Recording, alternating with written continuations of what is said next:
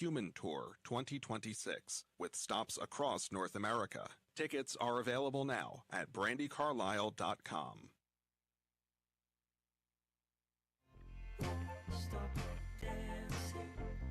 For a lot of bands, the idea of making an album remotely might be kind of a nightmare.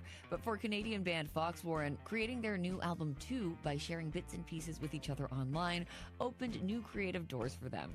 You'll hear Fox Warren, fronted by Andy Schaaf, perform live and talk about their new album on the next World Cafe.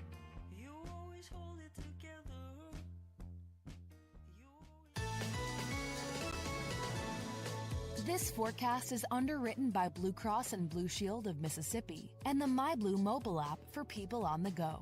More at bcbsms.com. Pretty quiet around here as we're cruising on through the next several days. It's going to be an absolutely gorgeous weekend if you have some plans. No rain until the early and middle parts of next week.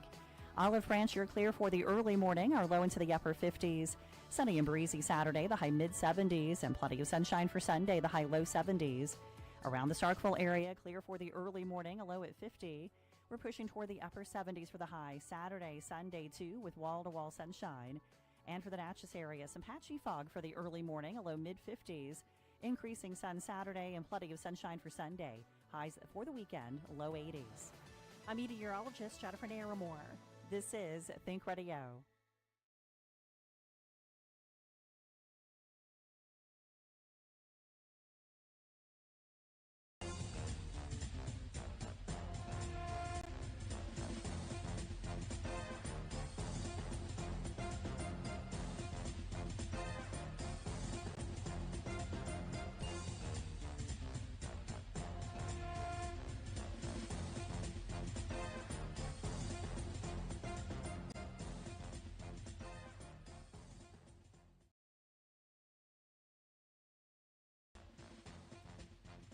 Good evening, ladies and gentlemen, and welcome to week 12 of Friday Night Under the Lights. And this was a Friday and Thursday of playoffs. So here is Russ and George with all the scores and information you need. Thank you very much, Chris Saxon. Also want to thank Ty Bailey. Liz is with us tonight. Yeah. From MPB. Glad to get I told her I hadn't seen her in a long time, but she said she just had to share the joy with many others. Yes, I'm sure she marked that down on her calendar. Yeah, absolutely. So a lot of football tonight, a lot of playoffs tonight. Mm-hmm. This is the time of season where it really gets good, folks. I mean, you got teams that aren't supposed to win that do. You have teams that aren't supposed to lose that do. Yeah, that happened several times tonight. Yeah, sure. don't I know it? Yeah. But we got a surprise tonight. We got Chris Cutcliffe from the Oxford Chargers that is going to be on the. How did they do tonight? They won pretty handily. He'll be in a good mood then. Yeah, he should be. They're doing really well. I was concerned about that. Who did play? Hernando. Oh, well. I think it was kind of a given going in, don't you think? I mean, Oxford's. Well, I mean, they're just rolling. I mean, they've been very impressive over the last few weeks for sure. So it's tough being a high school program in a college town like that. I mean, all eyes are on Ole Miss, or if it's a high school in Hattiesburg, same thing with Southern. Same thing with Starkville. Yeah, it's just it's tough to have that program in high school that you want when there's a lot of attention on college football. But Oxford seems to have weathered that storm pretty well. They seem to have come on really well. All right, great one. Let's start out. All right, well, let's start at the top, and we're going to start at 7A. Tupelo, although they trailed early in this game, Tupelo rallied and defeated Starkville tonight at home 28-10 was the final. I almost hate to give this score because I'm not really sure I believe it, but Germantown, I believe, beat DeSoto Central. Let me just put it that way, and we'll get a final score. I saw where Germantown reportedly scored 70 points. I'm not sure that's – but anyway, Germantown apparently won at home over DeSoto Central. Oxford defeated Hernando 42-6. Now, this was a good game. Horn Lake and Madison Central at Horn Lake. Very competitive game, but apparently Horn Lake won in the end. 35-28 was the final there. Oak Grove beat Biloxi 52-20. That's not a surprise. This one is a surprise. You sitting down? I am sitting down. You're in your seat. Okay. We're live streaming, so we can verify that. And I've got my hands on the grips of the chair here. All right, Brandon at Ocean Springs. No. Apparently, Brandon won 13-10 over Ocean Springs at Ocean Springs. Now, we've all known that Brandon had it. They just weren't playing very well. But apparently they won. Now, on the other hand, Gulfport beat a very good Northwest Rankin team 45-7. So Gulfport's rolling. And Petal won. Harold's okay. Harold's okay tonight. He's okay. They won 14-3 over D'Iberville. That's a big win. D'Iberville been playing well. That's a big win for Petal. No question about that. So I know Ty's listening. If he's listening, we need to go ahead and call Harold now. Get him in the first segment. Not only is Ty listening, yes, he's on the phone. Oh, okay. Oh, yeah, Ty. All That Ty. Yeah. Yeah. Okay, give us just a second. Yeah. No, that's right. We got right. Will the Thrill and Ty Boyles both on. Okay. On the line. Go All ahead. right. 6A, Neshoba Central edged South Panola 28-27. Now, this is one we have really not given a whole lot of love this season to Ridgeland. Ridgeland won their 10th game of the year. They beat Grenada 35-28. So Ridgeland is rolling at 10-1. Guess who our reporter was at that game tonight? Who? Brandon Shields. Oh. So we'll get the skinny on that game. We'll have to stick around a couple of hours, but he will definitely give you the skinny. That's right. Warren Central, who got off to a really bad start, is rolling. And Warren Central at home tonight beat Center Hill 42-14. This is, of course, in 6A. Lake Cormorant beat Callaway 26-7. Hattiesburg, Mike will be happy. Hattiesburg shut out Pearl River Central 42-0. Pascagoula beat Terry a lot worse than I would have thought, 41-7. Picayune, no trouble with George County, winning 55-7. And Hancock, in an upset, beat West Jones 21-14. Yes, Granny sent me a text saying that he was in the sticks tonight, which is where West Jones is. Translation, West Jones. West Jones, right? yeah. That's the sticks. Yeah. So he's probably clawing his way out of there right now. All right. Pontotoc. Now, we talked a lot about Lanier, but Pontotoc apparently beat Lanier 27-0 tonight. Must have a good team because Lanier has been having a great year. Cleveland Central over Lafayette, 35-28. This is again, this is in 5A. Brookhaven over Northeast Jones, 55-6. Got a couple of text messages early from Will the Thrill about that one. Wayne County over South Jones, 34-10. Let's see. This is 4A scores. Kosciuszko beat Itawamba AHS 40-14. Poplarville over Forest 43-34. Columbia really struggled with Newton County, but Columbia prevailed 27-22. Pass Christiana over Morton 49-22. 3A, some 3A scores. Aberdeen defeated Boonville 55-39. Union 48, Hazelhurst 21. Raleigh 34, Presbyterian Christian 28. Franklin County edged McGee 23-20. Seminary over West Marion 27-7. A couple of 2A scores. East Webster shut out Myrtle 57-0. Clarkdale in a defensive game beat Emmett County 12-8. Heidelberg shut out North Forest 56-0. Mize edged Wesson 28-26. A couple of 1A scores. Okolona over Faulkner 40-20. And Calhoun City rolled over Tupelo Christian Prep 53-14. Let's see. This is one other. Taylorsville shut out South Delta 46-0. And a couple of MAIS scores. And we need to talk just briefly about this. We've alluded to it a little bit. Hartfield, Hartfield defeated Prep, Jackson Prep 49-21. In a game that, to be honest with you, from what I listened to, it didn't sound like it was that close. No, it wasn't. And then Jackson Academy goes to MRA. Both of them were 9-1. Well, no, that's not right. Jackson Academy, were they not? I think they both were 9-1. 9-1? Okay, now I guess that's right. JA defeated MRA at MRA 35-0. I was stunned. I mean, I knew that, Jay, of course, Jay's got, I think, one of the best running backs in the MAIS. Well, they got Division I commitments all over the place. All over the place. Hey, now the Big Nasty just sent me a text. Now, if he says it, you can take it to the bank. Absolutely. He says tonight, Germantown over DeSoto, 70-42. Well, that's what I saw. And but we don't have that's one of those scores, those kind of like wild scores that sometimes you see on the internet and you don't know whether to believe it or not. But if the Big Nasty said it, you take it to the bank. Yeah, absolutely. Yeah, absolutely. So, and Jared will be on to talk about it. Yeah, but one more thing about that JA MRA game. How do you explain that? I mean, MRA had won some big games against some really good schools. I mean, some out-of-state schools.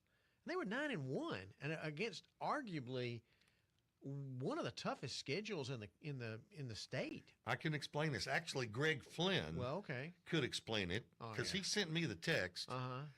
He said MRA had 7 turnovers, 5 picks. That's the old bugaboo. Yeah, that'll get you every time. And Sam Stockdale, was his senior year over there. Like you said, having a great year. Yeah. They beat Catholic. Yeah, over in Louisiana and Baton Rouge. Yeah. In Baton Rouge. In Baton Rouge. And they went up there to Alabama and played a really good game up there.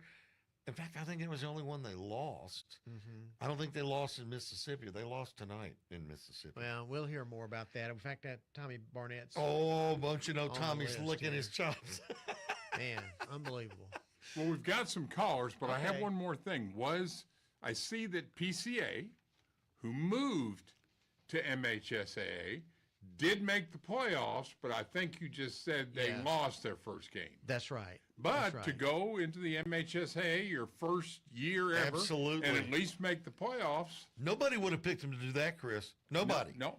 So, Will the Thrill is here to talk. All right, Will, we got a couple of minutes. Apparently, Brookhaven is the real deal. You with me? That's all I can say. Defense? I'm here. You defense? Defense. That's all it was tonight at Kingfield as Brookhaven rose 55-6. That's defense? It sounds like offense to me. Well, a little of both. Defense set the tone for the night, and they got a 3-and-out on Northeast Jones. Initial possession of the game. They punted. First play from scrimmage, Brookhaven quarterback Jaden Qualls went about 65, 70 yards for a touchdown. Extra point good, 7-0. Another 3-and-out. They punt again. This time, Qualls scores on about a 40-something yard run. Extra point good, 14-0. We haven't even hit 10 minutes left in the first quarter. Jaden Qualls gets into the passing game. He throws 2 touchdowns in the final 10 minutes of the first quarter, and going into the second quarter, Brookhaven was up 35-0, and the clock ran with about 2 minutes left in the first quarter, and we were done by 8:45. 8:45? My goodness, that may be the fastest playoff game ever. Well, I put it like this. Tonight, the Brookhaven High School Marching Band set a record for playing Hail to the Varsity, which is the school fight song. Yeah. I mean, I heard it at least 10 times. It's a good thing they practiced it over the week. Hey, we got a bunch of people got in. Well, congratulations. We will talk to you next weekend. Okay, Brookhaven will host Wayne County next Friday. All right. Okay, thanks, man. You can visit with Ty Boyles for just a minute. Here he is. All right, Ty, you watched the Prep Hartfield game, I'm assuming. What did you think? Prep did not look good, Russ. They just couldn't get anything going, could they? No, they could not. Is that Braylon Womack pretty special? Oh, my God. Jeez. Now, I'm going to make your night, Ty. He originally committed to Auburn. To Auburn. But I think he's, I mean, I heard someone at the stadium tonight say that he's talked with Mississippi State. I'm hoping he'll go to say we're going to beat them.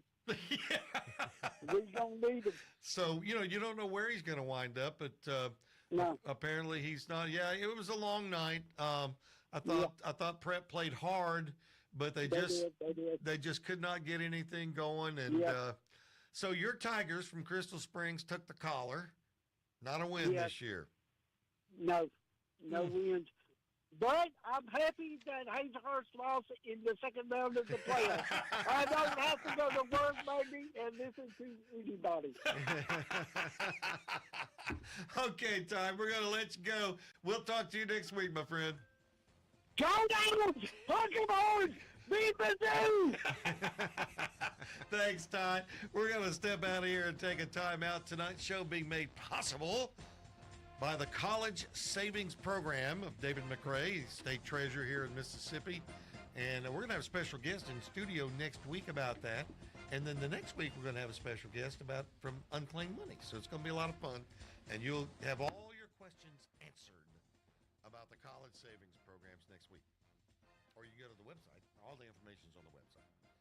We'll take a time out. When we come back, we're going to be rolling, and Tommy Barnett is somewhere with a smile on his face from JA. We'll be back.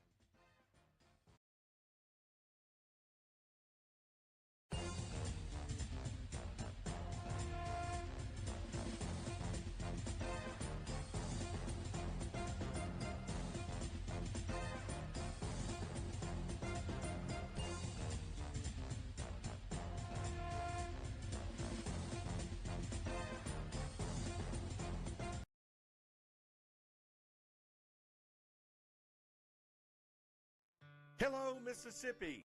Did you know that the average student graduates college with $30,000 worth of debt? That amount of debt can delay major life milestones, including getting married, buying a home, and starting a family. But don't worry, we've got some good news for you tonight. College Savings Mississippi and Treasurer David McRae can help you reduce or eliminate that debt. Their plans are flexible and affordable. Start saving for as little as $25 today. Visit treasury.ms.gov/college savings to learn more.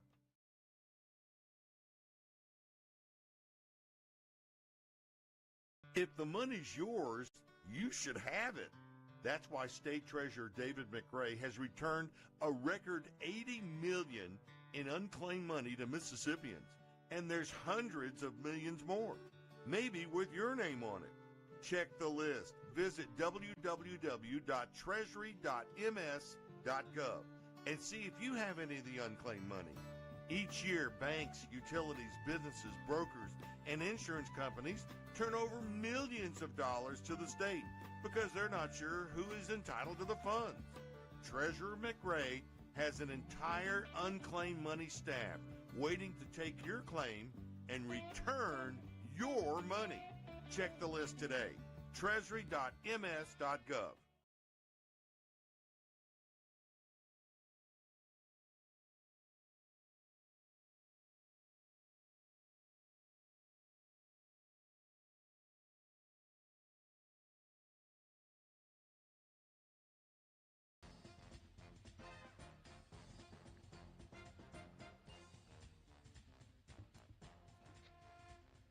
Gentlemen, that was a great first quarter of an hour. Lots of good stuff. Now we've got Tommy Upton on the phone.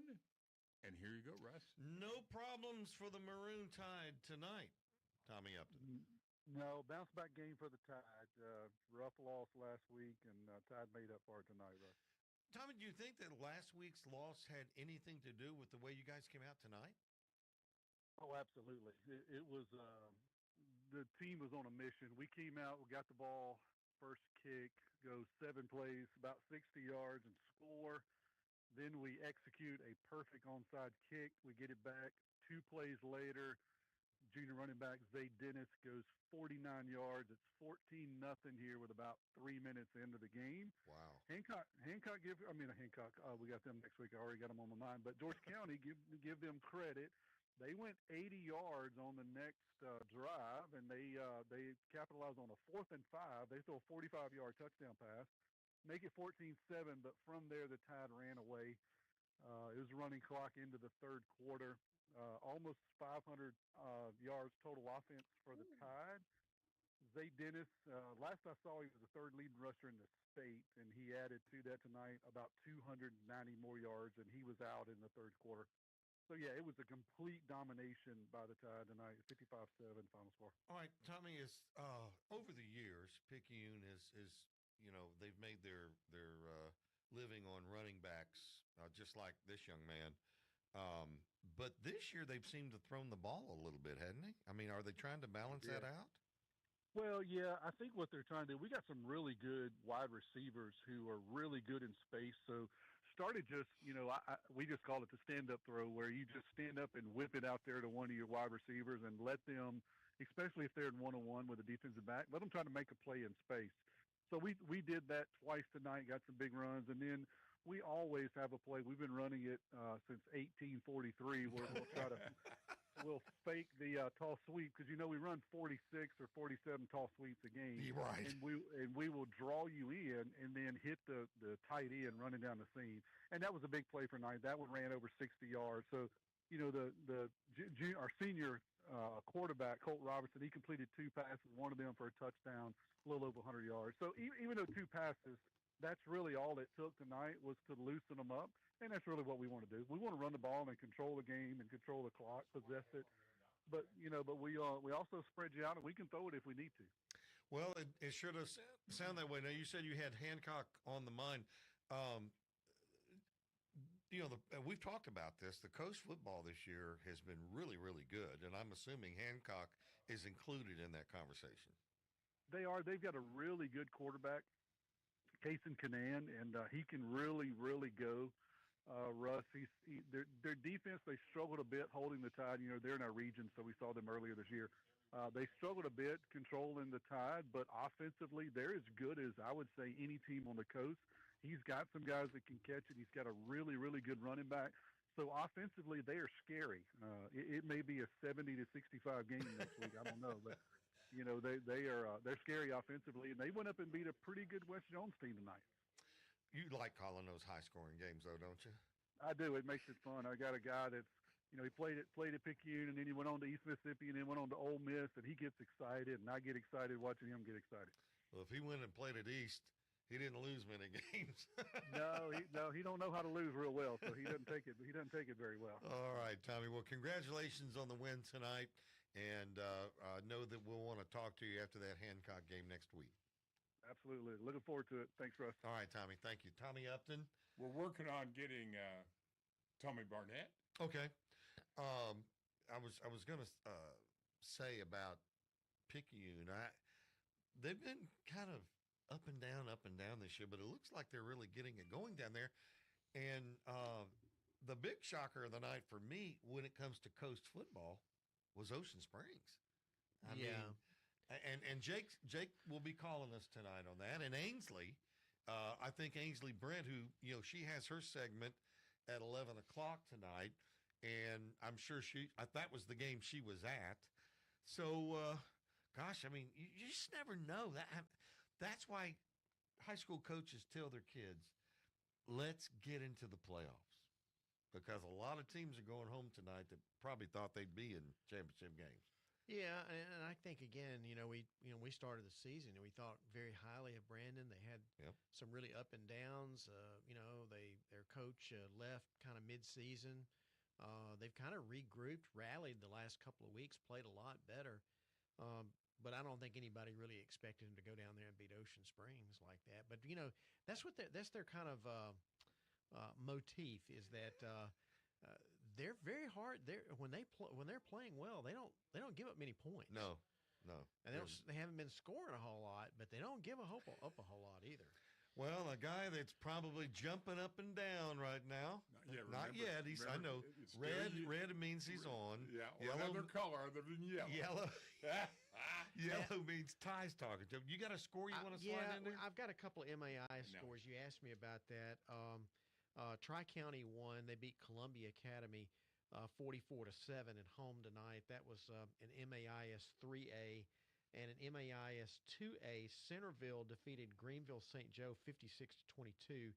And Lee Academy over Winona Christian 30-23.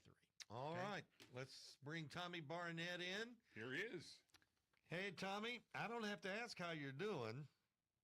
No, you don't.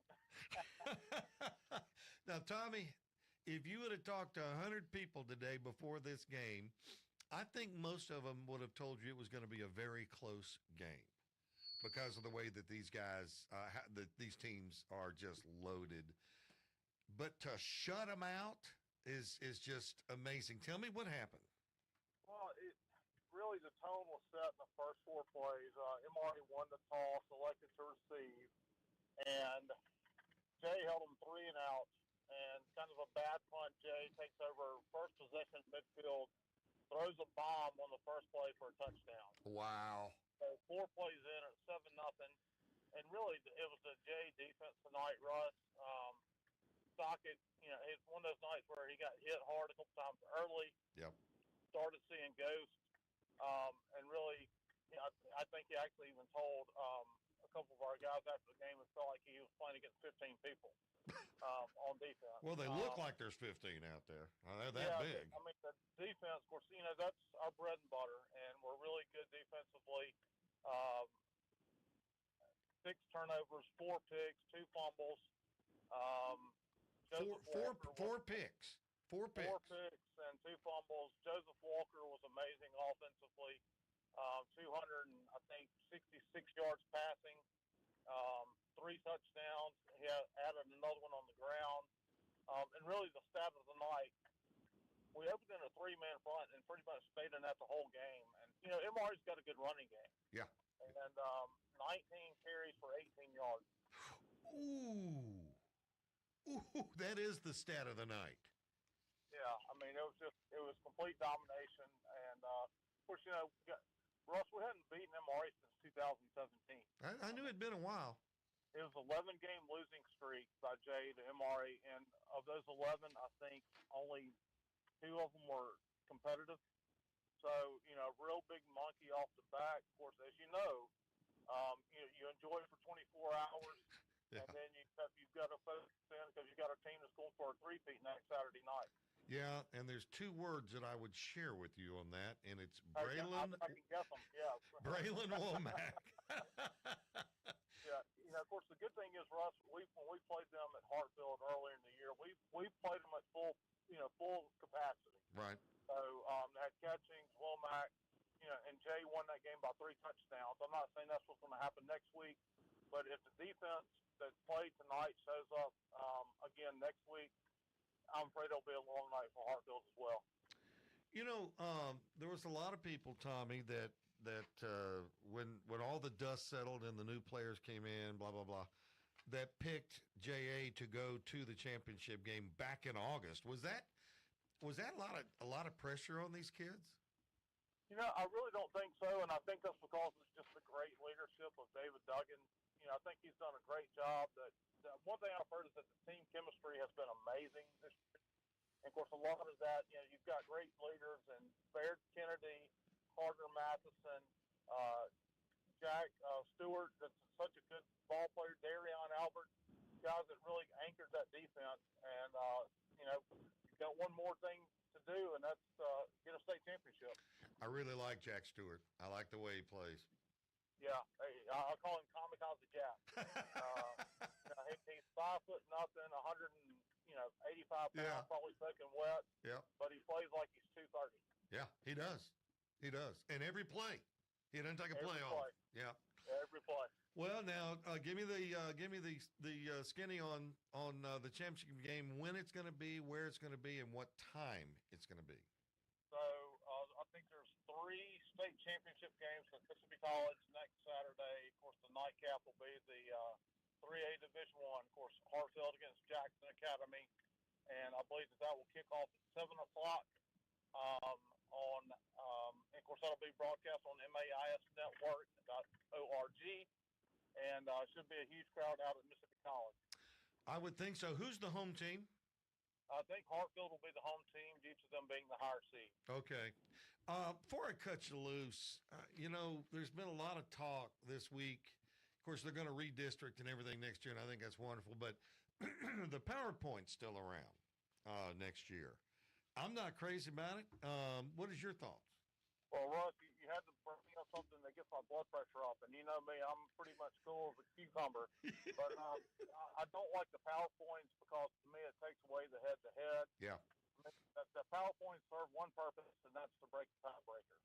But when you do the seating on strictly PowerPoints, it's a flawed system in my eyes. Well, and there's a lot of people that say that. Of course, they may rework that a little bit into what they're doing next year. Next year is going to be a very interesting year as far as the conferences are concerned. Yes, most definitely. Of course, we go back to the Big Four. Yeah. Which is the way it should be. Tommy, I know we're going to hear from you next week. I want a preview of that ball game from you next Friday night. Glad to do it, my friend. Thanks, Tommy. Great job tonight. Congrats. Thank you, guys. God bless. All righty. We will take a timeout and be back with more Friday Night Under the Lights, made possible tonight by Cricket.com. Back in a moment.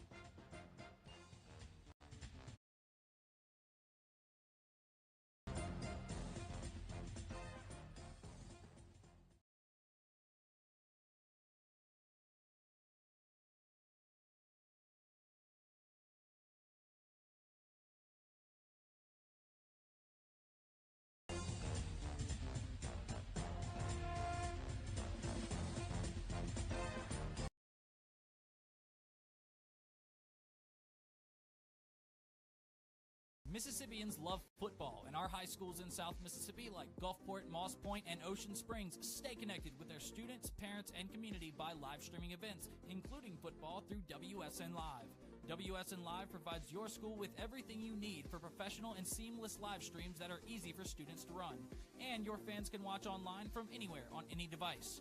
With WSN Live, your school gets the right gear, a rock-solid network, and game-time tech support. Learn more at WSNLive.com. Hello, Mississippi. Did you know that the average student graduates college with $30,000 worth of debt?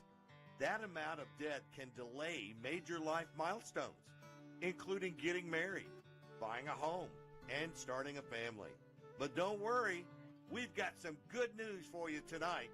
College Savings Mississippi and Treasurer David McRae can help you reduce or eliminate that debt. Their plans are flexible and affordable. Start saving for as little as $25 today.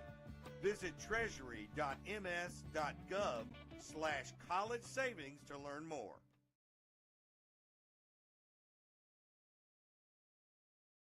At Mississippi Public Broadcasting, we tell local stories that matter. Educational and entertaining television, radio, news, and podcasts. We have something for everyone. So tune in and enjoy all we have to offer. Every day, MPB. Your stories, our mission.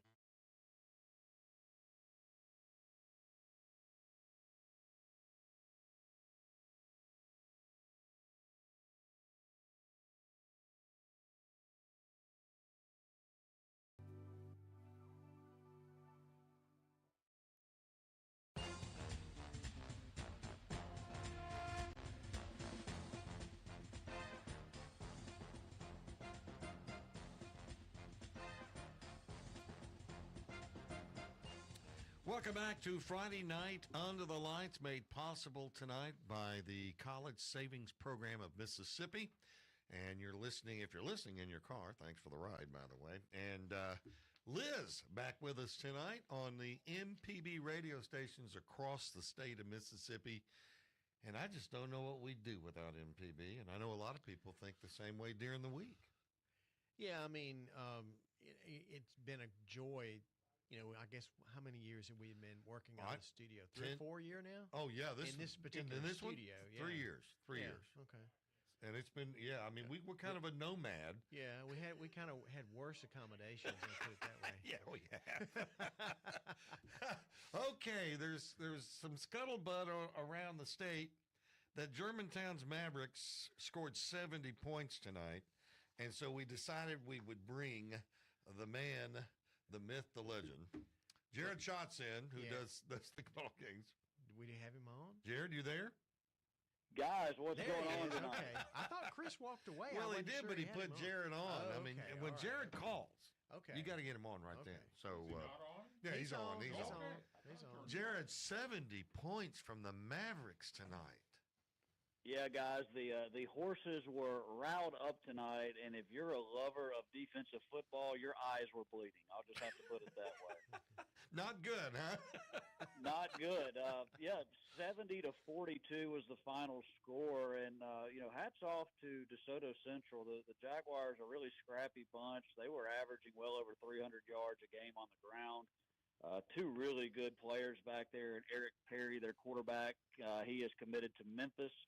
And Cade Rogers, their running back. Rogers, he should be over 2,000 yards now running the football. Eric Perry's over 1,000 as a quarterback. And they had two big runs to start the ball game, a 51-yarder and an 84-yarder, and got out to a 21-7 lead, guys. And everybody in Germantown, they haven't hosted a playoff game since 2017. And wow, Jaguars came in, and we're used to over the years some Jaguars running the party, but this was a different set of Jaguars. Yeah. And, they basically got out to a 21-7 lead, and it was knotted up 28 all at halftime. Germantown was able to make some adjustments in the locker room, put up 42 unanswered points.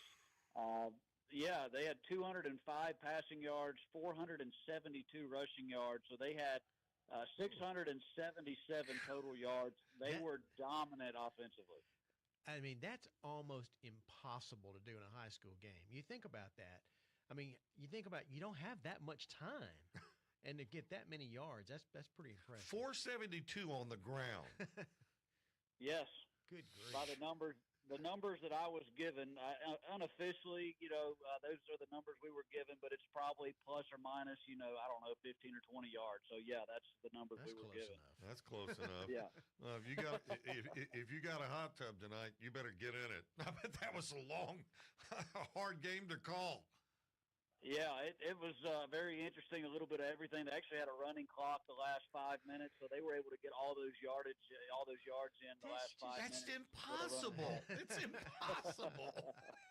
Good I grief. saw it, guys. I'm the defensive guy whose eyes are bleeding. I'm telling you. Okay, so let's get the warm fuzzies out of the way. That one's over with, but it gets tougher from here on out. Yeah, I mean, it gets serious next week. We had one eye that was working on the game, and the other eye was watching Starkville and Tupelo, and the Yellow Jackets put up a heck of a fight against Tupelo. But look, to slay the Dragon, the 7A champs, you've got to play 4 quarters, and that's what Germantown's up against next week. They've got to make the long trip up to Elvis Presley land and try to slay the Dragon, and that's going to be a tough ball game. Watching that ball game tonight, Starkville put up a good fight. Maybe they put something on film for Germantown. We'll see. But when you've got to tackle those two running backs all night long for 4 quarters, that's going to be a very tall task.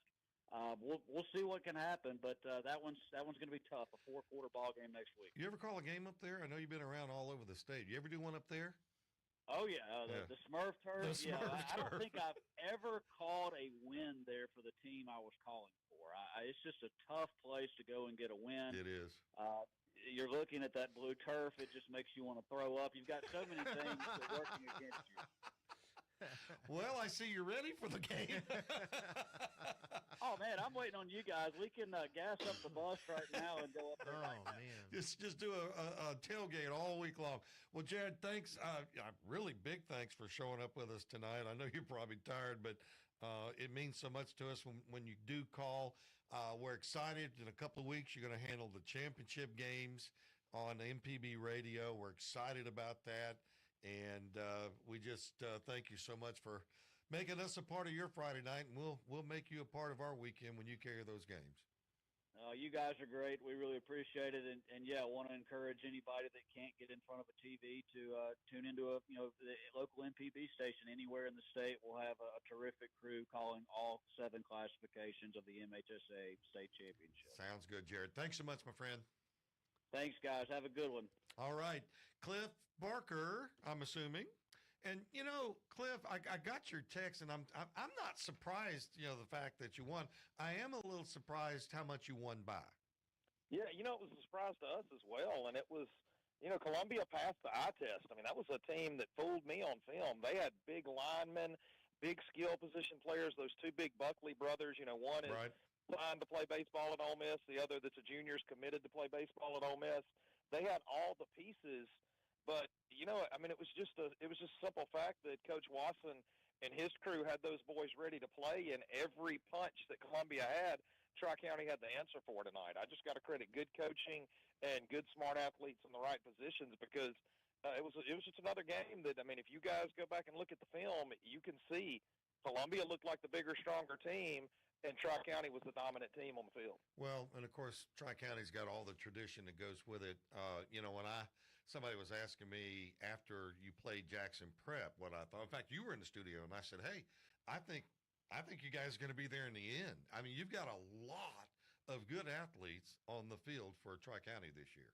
Yeah, and Tri-County's got they're in the 3A classification, and they've got enough numbers that they're one of the schools that there's very few schools in that classification that have the luxury of having an offensive line that only starts on offense, a defensive line that only starts on defense, and even some skill position player guys that only play one way.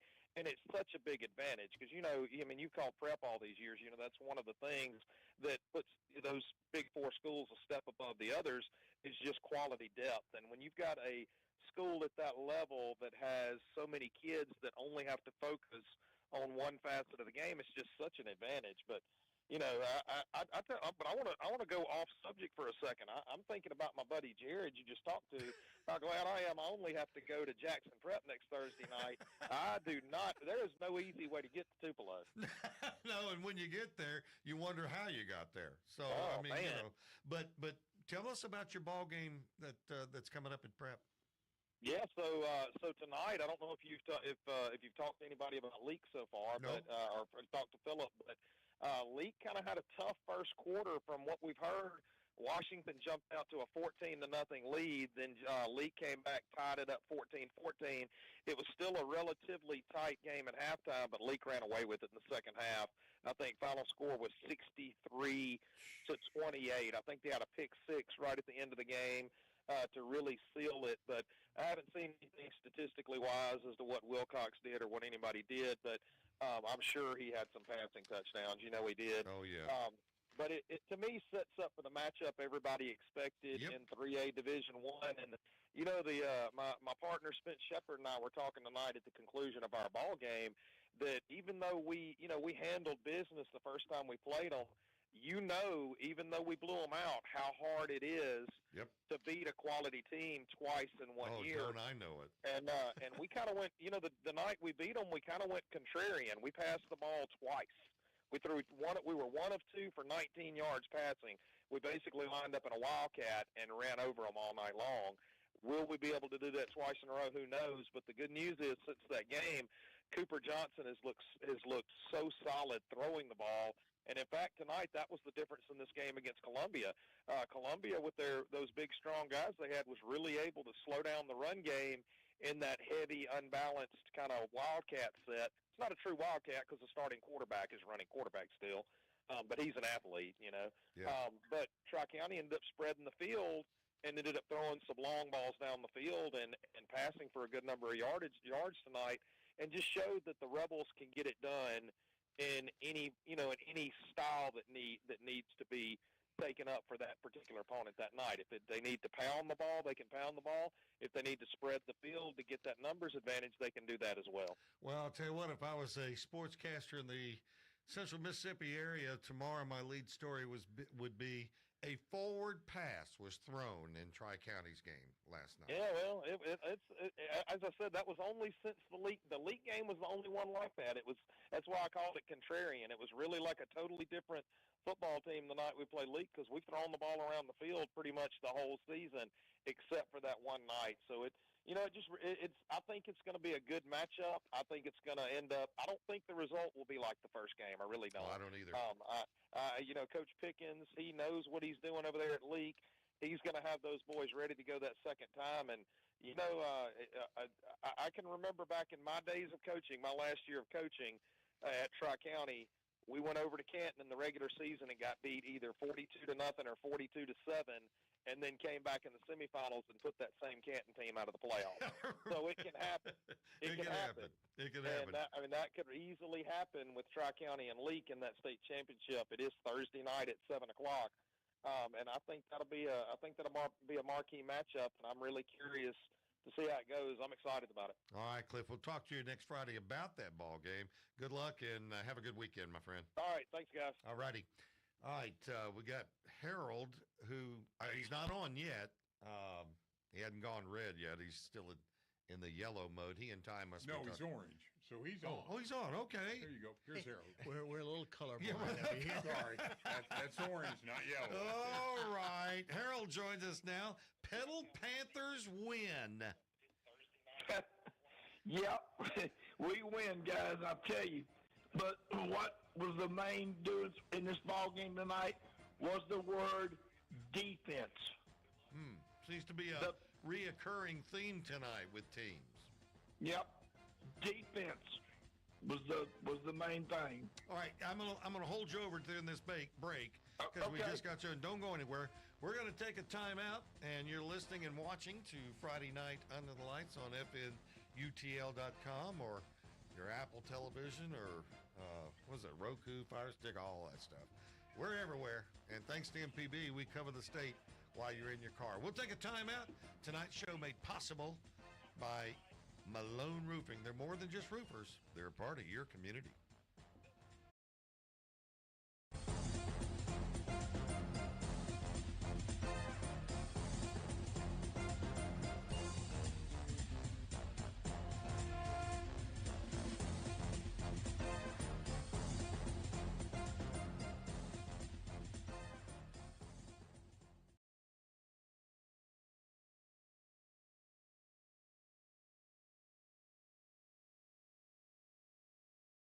Mississippi football families, have you thought about how you're going to tackle student loan debt?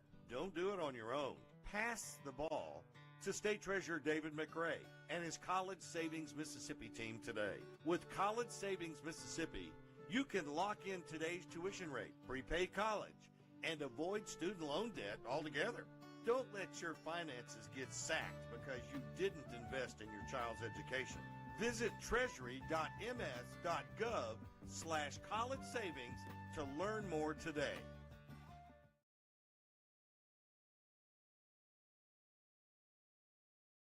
At Mississippi Public Broadcasting, we tell local stories that matter. Educational and entertaining television, radio, news, and podcasts. We have something for everyone. So tune in and enjoy all we have to offer. Every day, MPB, your stories, our mission.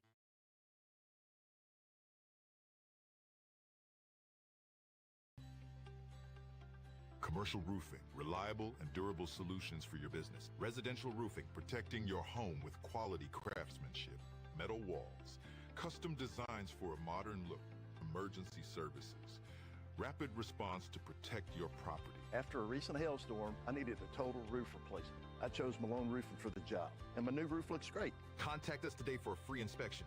Visit www.ecmalone.com or call 1-833-7-MALONE.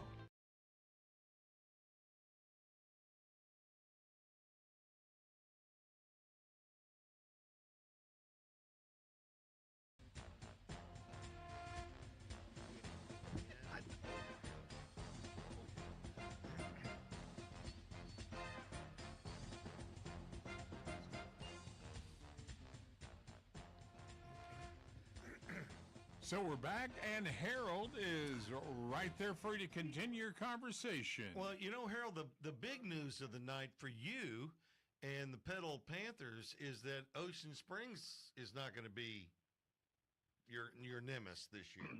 No, it's going to be the ones that we went to the first of the season, that we beat them by that 2-point conversion, or that 2-point attempt that we beat them.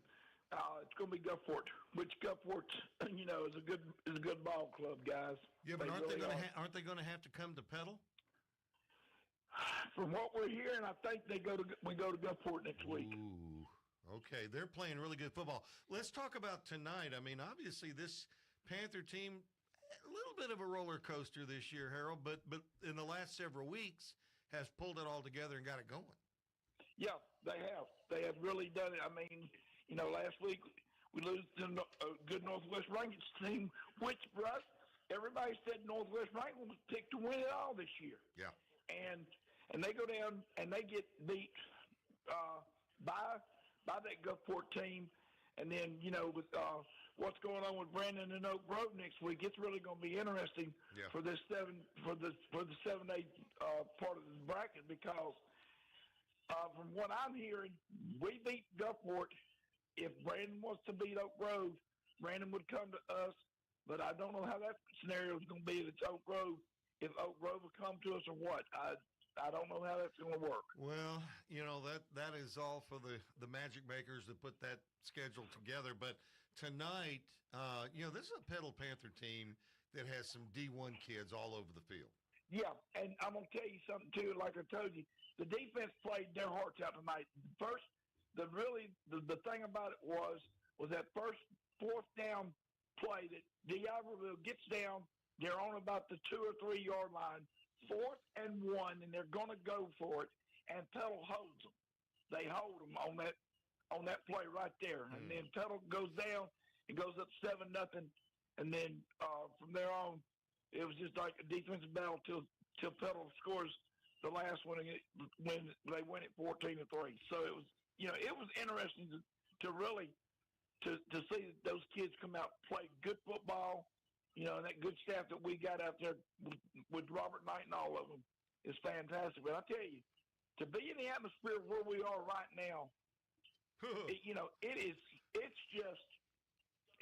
just something. It feels good to know that we're actually going to go into the second round, and be able.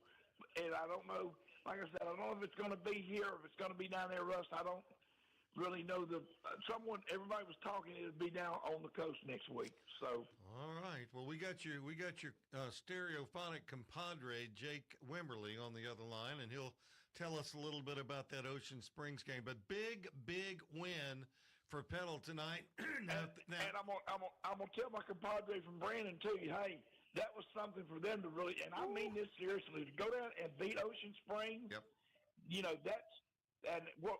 And what Brandon has gone through, that's fantastic for a good Brandon team, because whatever you see out of that next week, whatever you see between Brandon and Oak Grove is going to be a ball game up because it will be at Oak Grove. And then that's where it's really going to be. Will it be at Petal if it's for the 7A championship, or will it be right there at Oak Grove? If, the big if. But my thinking for the whole football team, and Coach Boyles may not have wanted me to say is, hey, we're just going to take it one game at a time. Get ready next week and get ready to go play a good Gulfport ball club. Well, it was a big win for Petal tonight, but I got to be honest with you, the biggest game is actually the Petal Mighty Mites tomorrow morning or tomorrow afternoon are in the playoffs and are one game away from the championship. And word has it that Hastings King, who is my grandson, is stopping the running game cold at 5 years old. So, by the way, he turned 6 this week. Hey, got to let you go, Harold. We'll talk to you next week, my friend. And, hey, you also know if they get in that championship, they get to play at the Rock. That's right. That's right. We heard about that. So we'll see you out there, man. Throw that in, buddy. Throw that in. Thanks, Harold. Bye-bye. All right, my man. Jake Wimberly. Jake, what is going on? Jake, there wouldn't be, if you got 100 people in a room, you wouldn't have had 10 say you guys could go down there and beat Ocean Springs at Ocean Springs. No, Russ, and you're absolutely right. And look, there's a little caveat to this game that a lot of people don't know. It's going to come out as, Brandon has gotten much better over the last 3 weeks, played a lot better football. But Slayton Shack, their starting quarterback last week, took a shot late. Well, there was some back and forth about, his availability and testing and, with the injury protocol. Well, there was a little snafu. The district told him yesterday, you can't play this week. It's going to be next week. So Brandon had to pivot to backup quarterback Jamison Browning last night. and it was his first start tonight ever. Whoa! Wow! You couldn't write a script for that. No, I mean, look, we all met down here today, and all the parents and everybody said, "Hey, it's just time to saddle up and go." And you've got to credit. I mean, what this Brandon team has gone through this year, it's like on anything I've ever seen. And now with I've called a lot of Brandon games, Russ. Now, 15 years of Brandon football, and I'll tell you this: you can probably make an argument. This is one of the biggest playoff wins ever because you go down there with a backup quarterback that's never taken a snap as a starter, a 10th grader, and he did a great job in what he did. He controlled the game. They actually turned to Tyson Robinson in the Wildcat, late to ice that thing. Tyson right around 178 yards tonight, one touchdown. But then, Eugene Clinton, they went to Ocean Springs with an interim head coach and a rookie quarterback, and then knock out Ocean Springs 13-10, held them to a season low, well above their average of 38 points per game. Really just took them out of their game defensively. And Russ, look, we don't know what's going to happen next week, but this team is believing in themselves again. They're back playing Bulldog football, and obviously you want to play a little bit better offensively. But now they get to it, and I said it on the broadcast, it just feels right. It's Brandon Oak Grove in the playoffs, and here we go again, Warriors and Bulldogs. Wow. Yeah, and you know what? Truth be known, and Bobby Gross was sharing this with me a while ago. Brandon's got a history of going down there and beating Ocean Springs down there. Yes, that is now out of the last 4 years, Brandon has ended Ocean Springs season. Yeah. Went down there 4 years ago, and they had Bray Hubbard, and that you can make an argument that was their best team ever. And Brandon hit a walk-off field goal to go to the state championship. Last year, they went down there, dominated Ocean Springs to get back to the state championship, and then the win this year. That was kind of the mantra is, Brandon fans calling it, hey, Bulldog Stadium South. Like, we just don't lose at Ocean Springs. We don't lose down here. Well, I tell you what, it makes your trip up 49 a lot easier, doesn't it? Oh, there is no doubt about it. But look, I tell you, just to see the smile on these kids' faces after what they went through this year, and now they have quietly won 3 in a row. Eugene Clinton is now 3-1 as an interim head coach, and just the job that he has done and this staff, and they've really pulled it together. And we'll see how far they can ride this magic carpet ride, so to speak. But they're going to live to fight one more week. We do know that. All right, Jake. Thank you, my man. Congrats on the win, and we'll see you. We'll talk to you next week. All right, Russ. Thanks, guys. All right. Caleb Hamill. All right, Caleb, you were at South Jones and Hancock, and obviously Hancock advances here. So what was your thoughts on this ball game with South Jones? West Jones, Hancock. West Jones, yeah. You were in the sticks. You were in the sticks. Over in So-So, my favorite community. This is one of those games, guys, where Hancock's got a hot and cold team. They could either score 52 in a game or they could score 2. It's been that kind of year for them. But against the West Jones team, which is now tallied up 7 different losses across the year to linebackers or linemen, lost a linebacker tonight on the second drive of the game. And Hancock just capitalizes on running right at him. A very good rushing quarterback that they have in Kyson Kanan. And he probably rushed for 200 yards tonight, if not more. I never got the stat line in front of it, but he accounted for a lot of yards and 1 touchdown, rushing and 2 throwing. But this is a game that was 7-7 at halftime. It was a third quarter that went by in a blink of an eye. But then all of a sudden, within 6 plays, the score went from 7-7 to 21-14. That was just the immediate back and forth and responding that these two teams had. Hancock goes in front 21-14, and West throws an interception on the next drive, and they are able to run out the clock the rest of the way. But I did want to throw this out there to y'all just to help out Harold and everybody else trying to figure out playoffs. Yeah. If you ever have 2 teams from the same region playing each other, in the playoffs, it's always going to be the better seed that hosts. They throw out all the other tie-break things. It's always whoever was the better seed if they're from the same region. Right. Hey, go ahead. The thing about the coast, Gulfport, basically the only team left for the highest classification. Who would have thought that? The last time the coast had a team in the state championships, for the highest classification, that is, Ocean Springs, 2004. That's a while back. I called Clinton Moss Point one year. But that was that was in the 80s. Yeah, I think they were playing with leather helmets back then. I mean, but you're right. I mean, it's been a crazy year down there, and there's some good. Look, D'Iberville lost tonight. They've been playing great football. So a big win for Hancock, and you're still going to be calling next week, I assume, right? Yes, Laurel was our saving grace for the week. So they get the big win over Purvis, and they will be taking on Stone down the road. They actually play that game at Gulf Coast Community College. So nice. Tomcats hosted Laurel down there, and then if Laurel wins in that one, they'll face the winner of Wayne County and Brookhaven. Do you have the score on that one, George? Which one? On the one he just talked about with Laurel. Oh yeah, Laurel. Yeah, okay. Laurel won 39-3 over Purvis. Wow. Okay. Well, Caleb, thank you for the heads up on all that, and we'll look forward to talking to you next week about that Laurel game.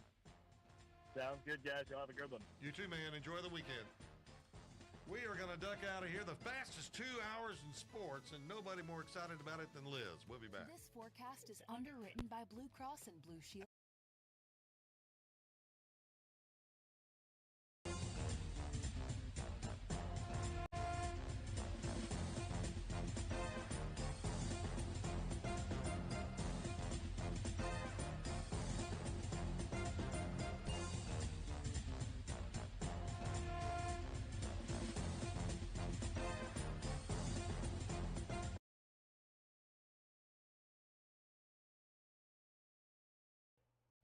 One in 10 Mississippians has unclaimed money awaiting claim at the state treasury.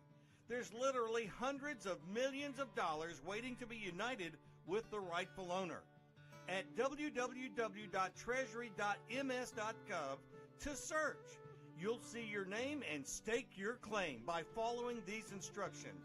You'll be asked for some basic ID like a copy of your license or a government-issued ID, then hit send.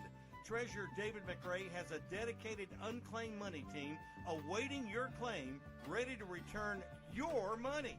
Don't wait. Look for your name and stake your claim today. www.treasury.ms.gov.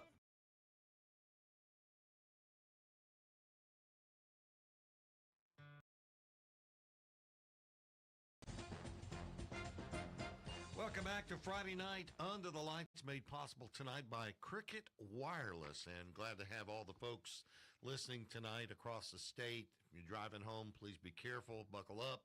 And this show made possible tonight by Cricket Wireless. Holiday season, Cricket Wireless, all the same thing.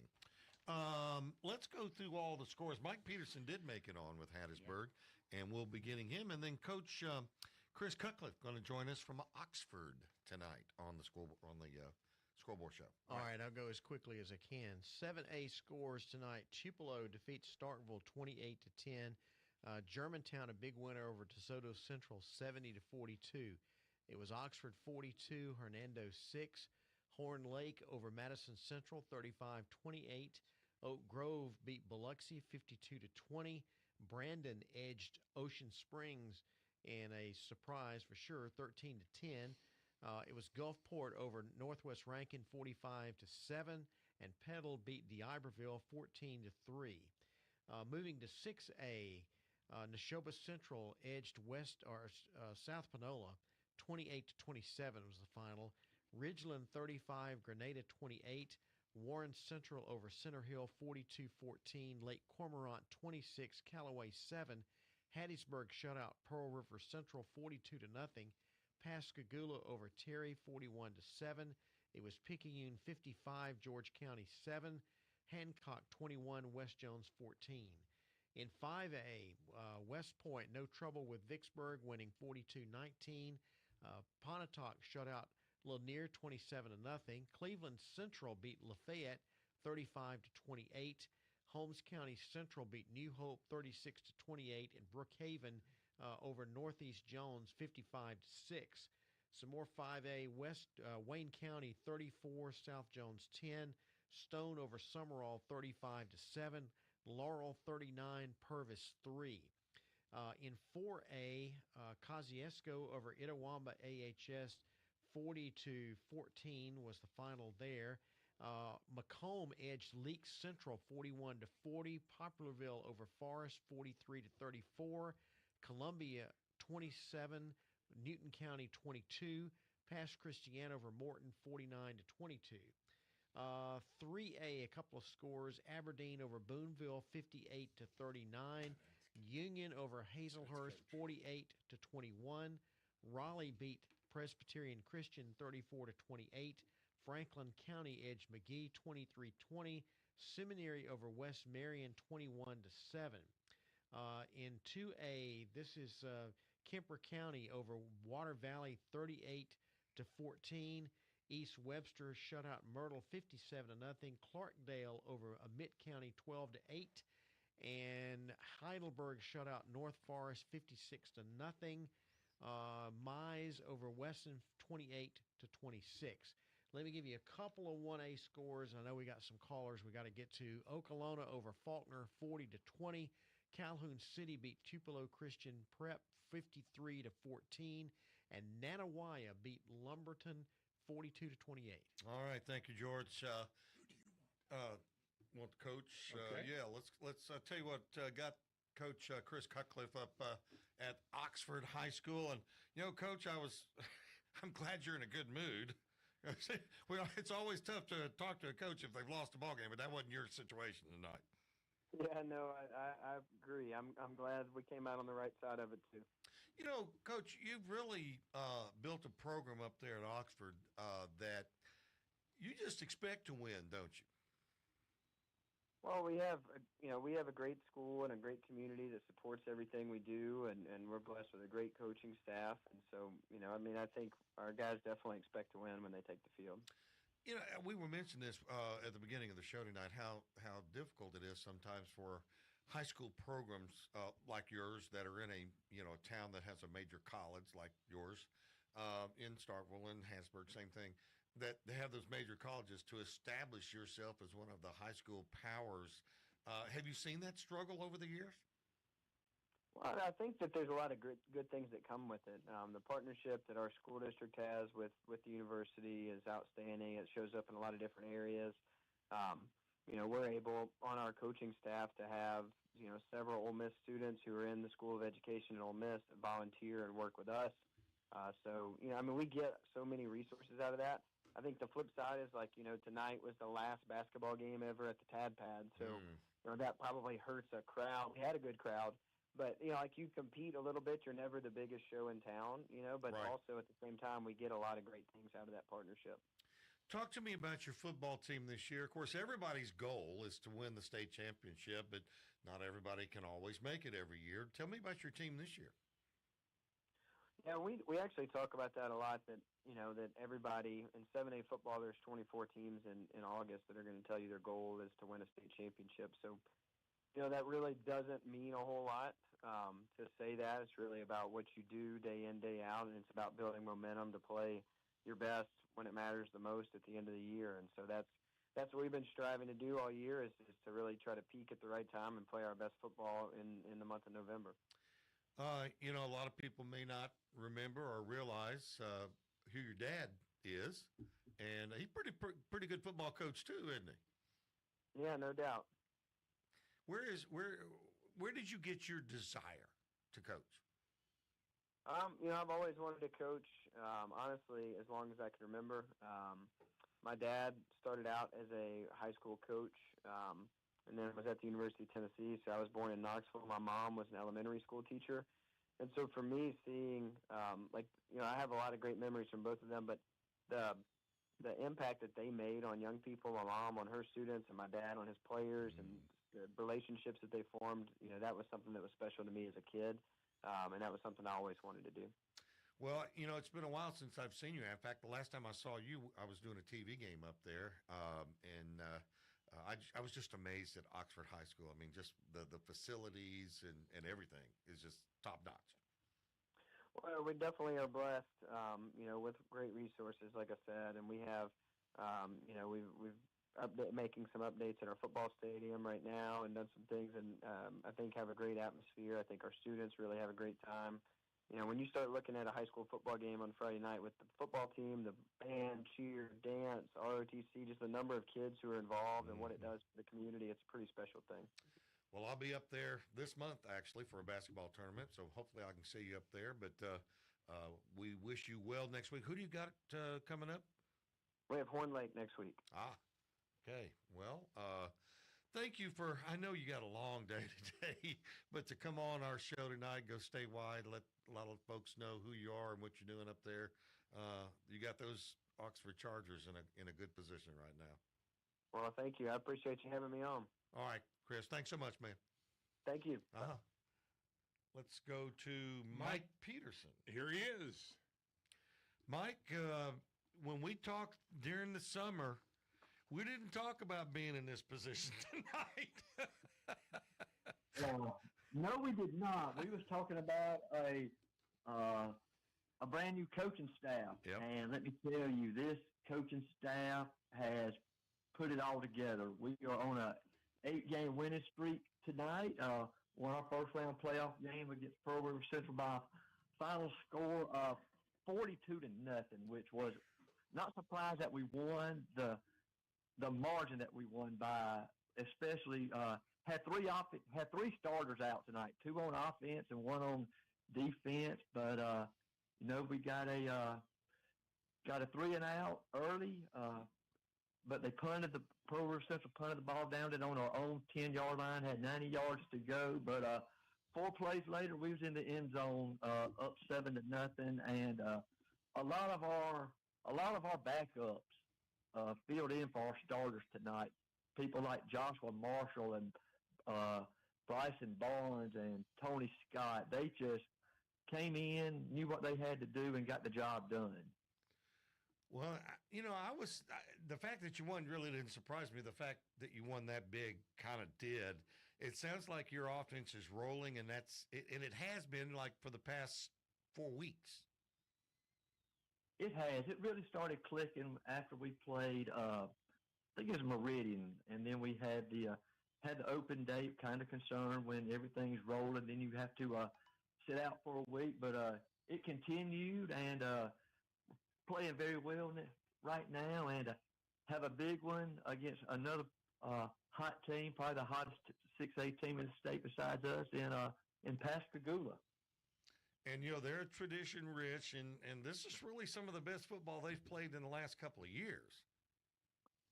Yes, it is. And this is a rematch from last year. In fact, we played Pascagoula in the second round of the playoffs last year, played them in Hattiesburg, so it's kind of deja vu. Just hope we can repeat next Friday what we did last year in round 2 and come out with a victory and get to South State. Well, I tell you, that would be a major coup for you guys, and we appreciate. We've got the picture with you, the little brown jug again on the website. So you just look a little older than normal. Well, I am getting a little bit older. That's for sure. Well, I'll tell you what, we appreciate you staying up with us tonight, Mike. You're going to rotate into next week into the 10 o'clock hour, so that'll be better. Oh, fantastic. All right, Mike. Thanks, bud. All right. All right, let's go very quickly with Granny. You were in the sticks tonight. Yeah, Russ, man, the sticks, my first trail fair this year, and the sticks look good. It really did. I mean, they're building another building out there, and they bought some more land, so they're gonna have to cut some more sticks out there, to do all that. Yeah, but they've got some around. They've got land, plenty of land to do that on. West Jones did well to get into this game, but just found the going a little tough tonight. Yeah, it was. They took the lead 7-0. I had a kid, one of the receivers broke one for 70, and they took the lead 7-0. Hancock came right back, tied it up. West Jones came back. They took the lead 14-7. Then Hancock had a chance to tie it up. They dropped a wide open touchdown in the end, a little 5-yard dump pass. The kid dropped it, would have tied it up. But they wound up tying it up anyway. And then Hancock took the lead late in the game, made it 21-14, and that's how it ended, 21-14. Their quarterback he had a great game. He had a good game running the ball. He racked up a lot of yardage, but I've never seen West Jones' defense be kept that much in check in a ball game. That is, especially in the sticks. Yeah. At home. That's a rarity to be sure. Well, this is one of your favorite weeks coming up because you got playoff football over at Millsaps and Prep and all that sort of stuff. So you might as well just bring a camper up and stay. I might well get me like a hotel room or something up there. All right, Granny, got to cut you loose. We got some more to get to, but thank you for that report. Talk to you next week. All right, thank you. All righty. Let's get Ainsley Brennan here. Ainsley, shockwaves on the coast tonight with Ocean Springs. Gracious. Yep. Don't remind me, but I guess you're gonna. Is there anybody left on the coast? Well, Pastor Gula's Oh, left. absolutely. Yes, sir. We definitely do. Hey, get some respect to our name. The coast got something to say still. And look, DeIberville had a great season and did come to an end. Wow. They sure did. I was very, very happy for them. I mean, huge progress from the last 3 years, really. Yes. The best year they've had, honestly, since 2019. All right, hang on a minute. I'm going to keep you over during the break. Don't go anywhere. All good. Yes, sir. All right, hang on. All right, you're listening and watching to Friday Night Under the Lights. We're talking to Ainsley Brent, who is our connection to the coast. We are going to go back and join her when we come back from this break tonight. Show made possible by the Unclaimed Money. George, on this show, we're going to get to find out if we're owed any money. And if you're owed more money than I am, I'm going to have to ask for borrow a couple bucks. Okay, that'll be fun. Trust me. But Lee Youngblood's going to be in here to do that, so we'll have a lot of fun with that. We're going to take a time out. More Friday Night Under the Lights on MPB Think Radio in a moment.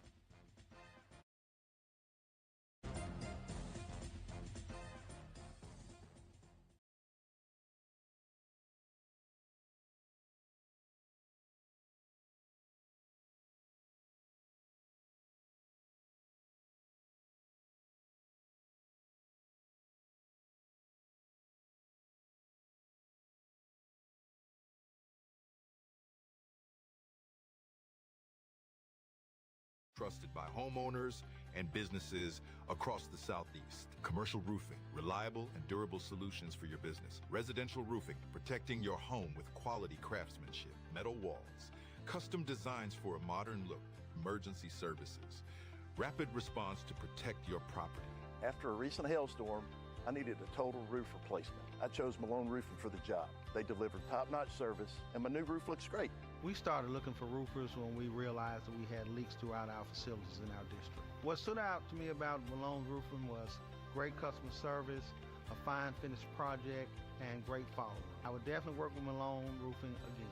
My project was a little more complicated than just needing a new roof. I decided that Malone would be who we needed to work with, that would do the best job for us. My experience working with Malone was wonderful. Contact us today for a free inspection. Visit www.ecmalone.com or call 1-833-7Malone. See your name and file your claim. Even the smallest counties in Mississippi usually have thousands of people whose names are on the unclaimed money list at the Mississippi State Treasury. That's right. Many counties even have tens of thousands of names listed, totaling tens of millions in unclaimed dollars. Since he's been state treasurer, David McRae has returned a record $80 million to Mississippians who've searched the list, found their names, and staked their claim. About 1 in 10 Mississippians have unclaimed money, and that's why you should check www.treasury.ms.gov or click on Unclaimed Money and search today. If you see your name, file your claim. If it's your money, Treasurer David McRae will get it back to you.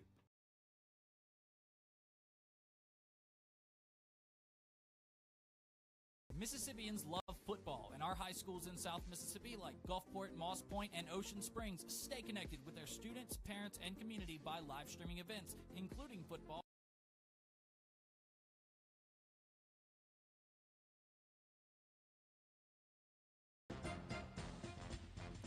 Welcome back to Friday Night Under the Lights. Russ Robinson along with George Broadstreet. Chris Saxon is our producer tonight. Ty Bailey's on the phone. Liz back behind us, handling it for MPB tonight. And when we last left you, we were with Ainsley Brent down on the coast. Ainsley, which game did you go to?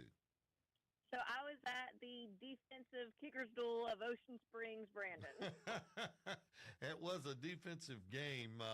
I'm assuming good crowd tonight? Oh yes, it was great. I mean, it was packed. There was they even had tailgating in the end zones. There was standing room only on the sides. I mean, wow! It's post game ball at Greyhound Stadium is always special. Just All stayed in their way. It really is. What other schools did you want to mention tonight? Yeah, absolutely. So Gulfport holding on strong to their 1 seed. They beat Northwest Franklin handily, 45-7. And so they'll be hosting Petal next week. And Picayune handling business over George County, 55-7. They'll host Hancock, like he just mentioned. And I wanted to brag on Kyson Kanan myself. That's their quarterback that y'all were talking about. Mm-hmm. He's currently 4th in the state with total yards with over 3,100. So he's had himself really a career. So I just wanted to also give him his flowers as well. Love seeing him. So apparently he's the real deal then. Oh, he is. I mean, as dual threat as they come, can sling the ball and can run it. Well, that should be a very interesting game. You know, Petal's playing really well, but that one is down on the coast, isn't it? Or did they go Yes, to? sir. Gulfport will be hosting that one. Yes, sir. Yeah, Gulfport's kind of been that one that's under the radar this year, and nobody. It has been. Yeah, nobody's really talked about them, but they're good. They're great. I mean, they have a great. Their first time he's been at Gulfport in his first year. Their quarterback Parker Nettles has done great. But the offensive show really is Cooper Crosby. I mean, he's a human bowling ball. Just runs over people, jukes people. He's the real deal as well. He's putting Admirals on the map for sure. All right. Well, that will be a humdinger with them and Petal next week, and we will look forward to hearing your take on that ball game. Have a good weekend, Ainsley. Thank you. Go Eagles. All right. Joining us in studio is Joseph Craven, the voice of the Hartfield Hawks, and now that I've given you your introduction, get out. Yes, sir. Yeah, thank you. I appreciate it as always. I'll see you next time. Yeah. Oh, Joseph, it was look, it's tough to beat the same team twice. I mean, if it had been reversed, it would have been tough. But I think Braylon Womack tonight showed why he is one of the top players in the state. But I thought it was a real a breakout game for Ethan Elliott too. Yes, absolutely. Well, and you say it's tough to beat the same team twice, but Hartfield's not the same team. That's that true. They were, and we talked about it a lot at the beginning of the season, the first half of the season. That was a team that couldn't get out of their own way. Were committing turnovers left and right, penalties left and right, and it took until they kind of survived the murderer's row of the first 5-6 games where they could figure things out and come together as a team. So you're absolutely right, and you've seen a change in Ethan. Yes, you've seen a player like Braylon Womack. Obviously, you can't say enough about that talent level. He's insane. But to see some of the other guys that have risen, the offensive line was much better. Defensive line was much better. Peyton Trigg, had a good game tonight. Great game. I've heard a rumor that he picked up another college offer after tonight's game. Right before tonight's game. Yeah, so that might have been motivation. No wonder he was all over the place. Exactly. Tonight. Yeah, I know. Now I kindly told them, don't spoil it for me. I want to hear him announce that he got the offer because we were trying to. But it's that sort of thing. You see the progress that a team has to go through throughout the entire length of the season, and you can't expect a championship to be fought for in September. You have to put in the work all the time. And I got to give the kids this year a lot of credit because they don't have as much as Hartfield teams have had in the past couple of years as far as the sheer amount of future collegiate players, but they have gone through more adversity and answered the call. And come out better on the other side. Yep. I said that tonight. They did not have the size on the defensive line that they had last year, but they were faster than the defensive line last year. And that's something that Coach Bowman and I have talked a lot about, but not just Peyton Trigg, but there's another kid on the other side, Ford Ray, who is nothing but an energy player. You know, he's not the biggest, he's not the strongest. You got to have that. You got to have that. Yeah. You have to, absolutely do. And that's exactly right. It's a quick defense, much more linebacker heavy, and they stepped up tonight and in the second half of the season as well.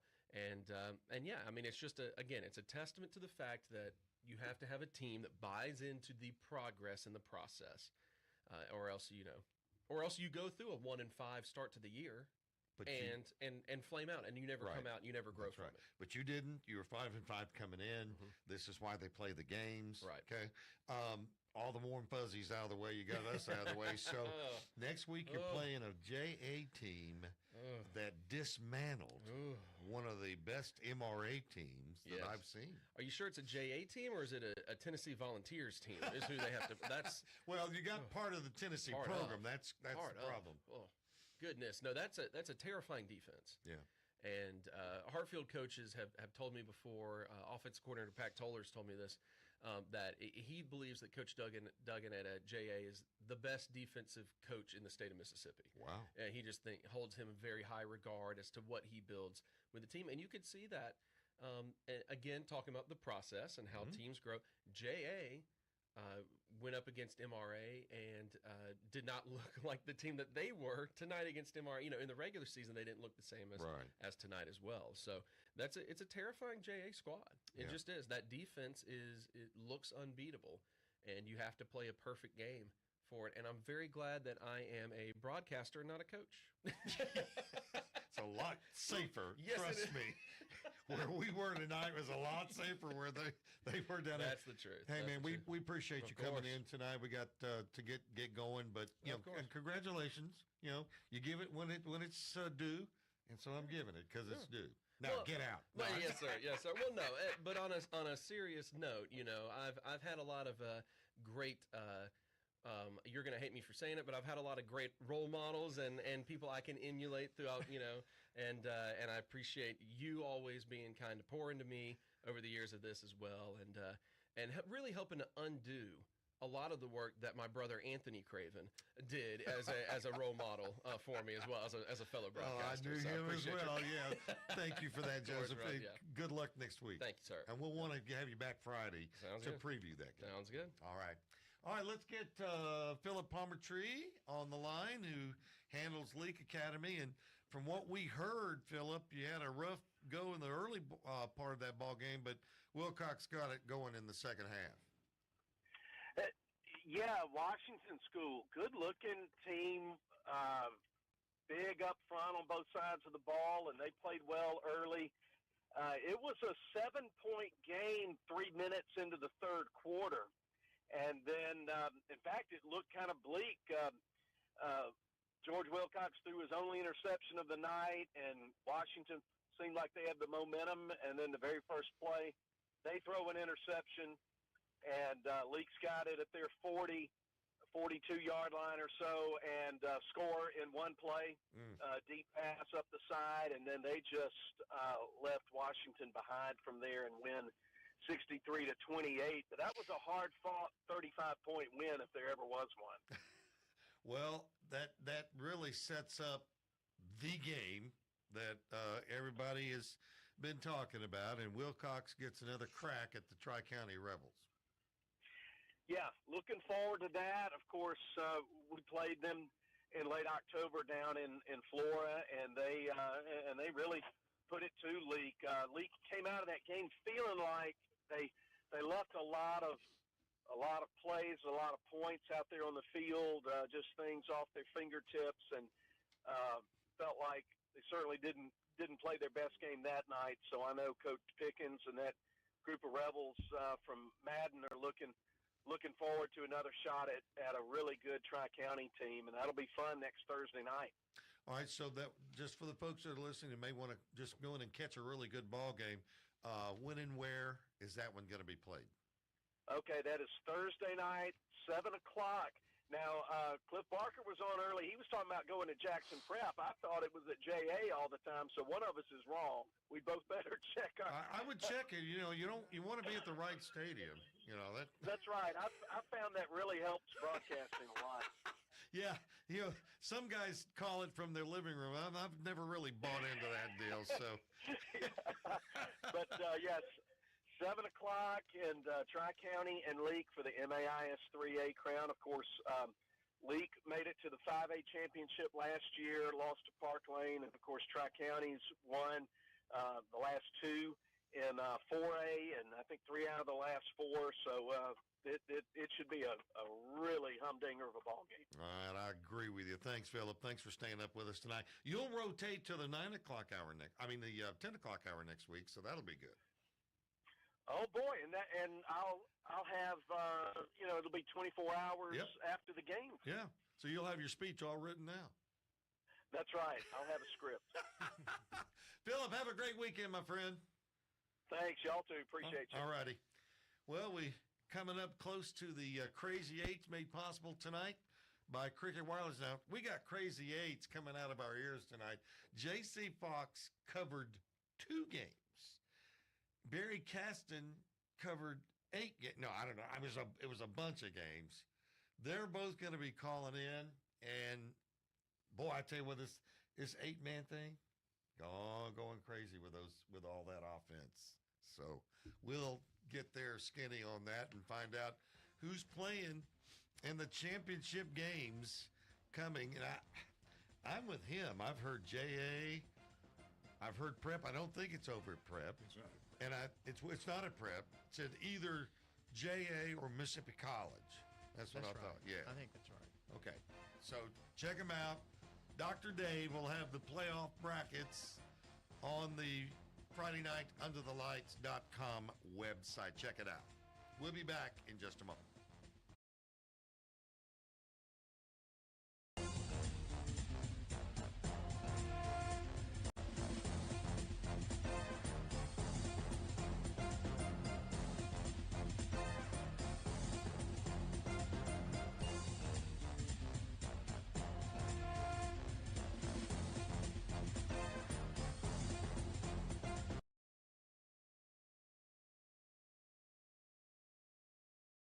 Mississippi football families, have you thought about how you're going to tackle student loan debt? Don't do it on your own. Pass the ball to State Treasurer David McRae and his College Savings Mississippi team today. With College Savings Mississippi, you can lock in today's tuition rate, prepay college, and avoid student loan debt altogether. Don't let your finances get sacked because you didn't invest in your child's education. Visit treasury.ms.gov/college savings to learn more today.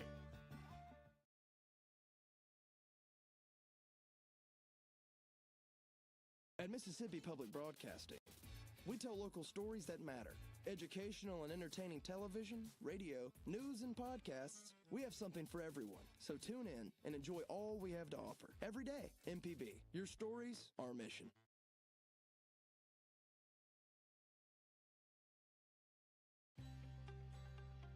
Commercial roofing, reliable and durable solutions for your business. Residential roofing, protecting your home with quality craftsmanship.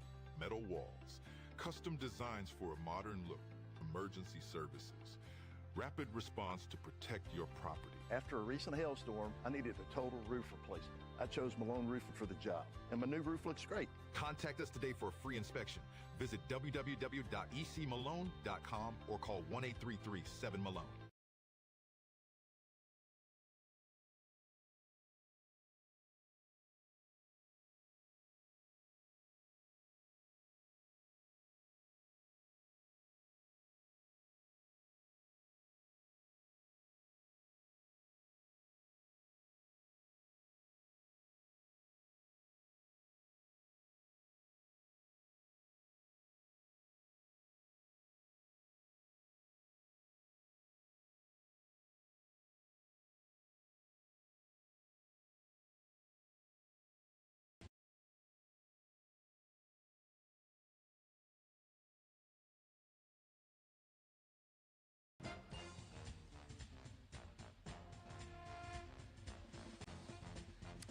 back to Friday Night Under the Lights, made possible tonight by the College Savings Program, which we're really going to get into next week, because we're supposed to have Alice Claire Scott with us next week, so that should be a lot of fun. While we're hooking people, we already got, Brandon's yellow right now. That's right. He's not yellow. Our screen is yellow. You know, I'm just now you learning guys these. are learning these colors. This That's is right. all great. And look what color he is now. He's orange. You can talk to him. Good evening, Brandon. How are you, my friend? Gentlemen, how are we? Well, we're good, but I'll tell you what, the Vikings have a tough road ahead. Yeah, that's you get to this stage of the playoffs, and you're going to have to beat some good teams and beat the best teams to hold that golden ball. But I'll tell you what, from what I saw tonight from Warren Central and how they prepared and how they executed, they're in a good spot to do what they need to do. First of all, tell me who you played and what the score was. Got a lot of folks that are maybe driving did not catch it. Yeah, we played Center Hill tonight, and there was a comment made that, and the boys heard this, and it rubbed them a little raw. They heard a comment from someone that Center Hill was the real Red Hats. Ooh. And that, regardless if it was true or not, the boys heard it. It was bulletin board material, and it rubbed them a little raw. And Warren Central took care of them 42-14 tonight. Ooh. And left about 21 points on the field, to be honest with you. There was a touchdown called back that we ended up having to punt the ball away, and then there were 2 touchdowns that were wide open that we missed. So it could have been a lot worse. But 42-14, Nash Morgan had 181 yards rushing tonight. He accounted for 4 touchdowns, 3 on the ground, 1 passing. He's over 1,000 yards on the season. Running the football, he's over 1,000 yards. Passing the football, and he also has right at 20 touchdowns on the ground. So a kid we've talked about, and I've mentioned to you guys, what we think of him, and he's coming along, and he took over tonight and helped us get this victory. So what's up next for the Vikings? Well, it's crazy, and I know you guys have talked about it with everything that's happened tonight with South Panola getting upset.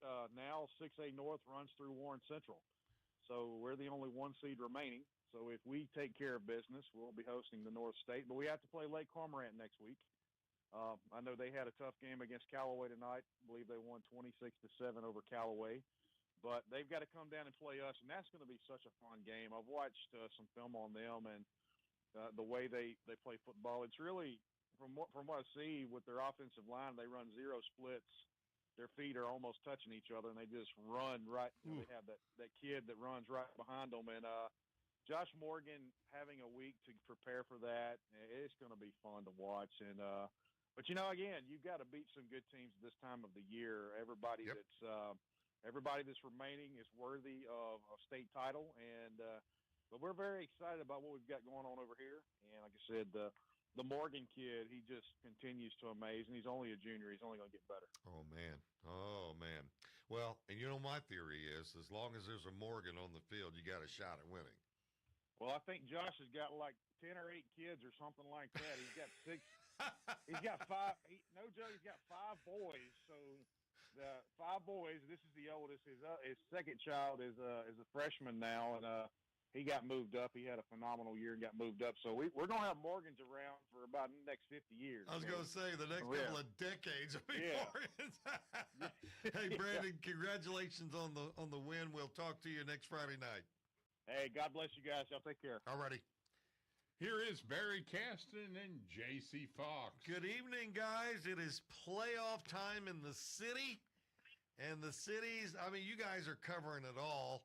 So I'm going to turn this over here. This is the Crazy Eights made possible tonight by Cricket Wireless. And I'll hand the ball to Barry first. Barry, we've got them both online. So, guys, take it away. All right, Russ. It's been a long 2 days. I've been in Arkansas and Louisiana over the past 24 hours, but that's fine because I'm watching playoff football, football, and the weather's been amazing. Yes. Russ, simply put, because my video is going to say most of it for the River Oaks thing that I sent.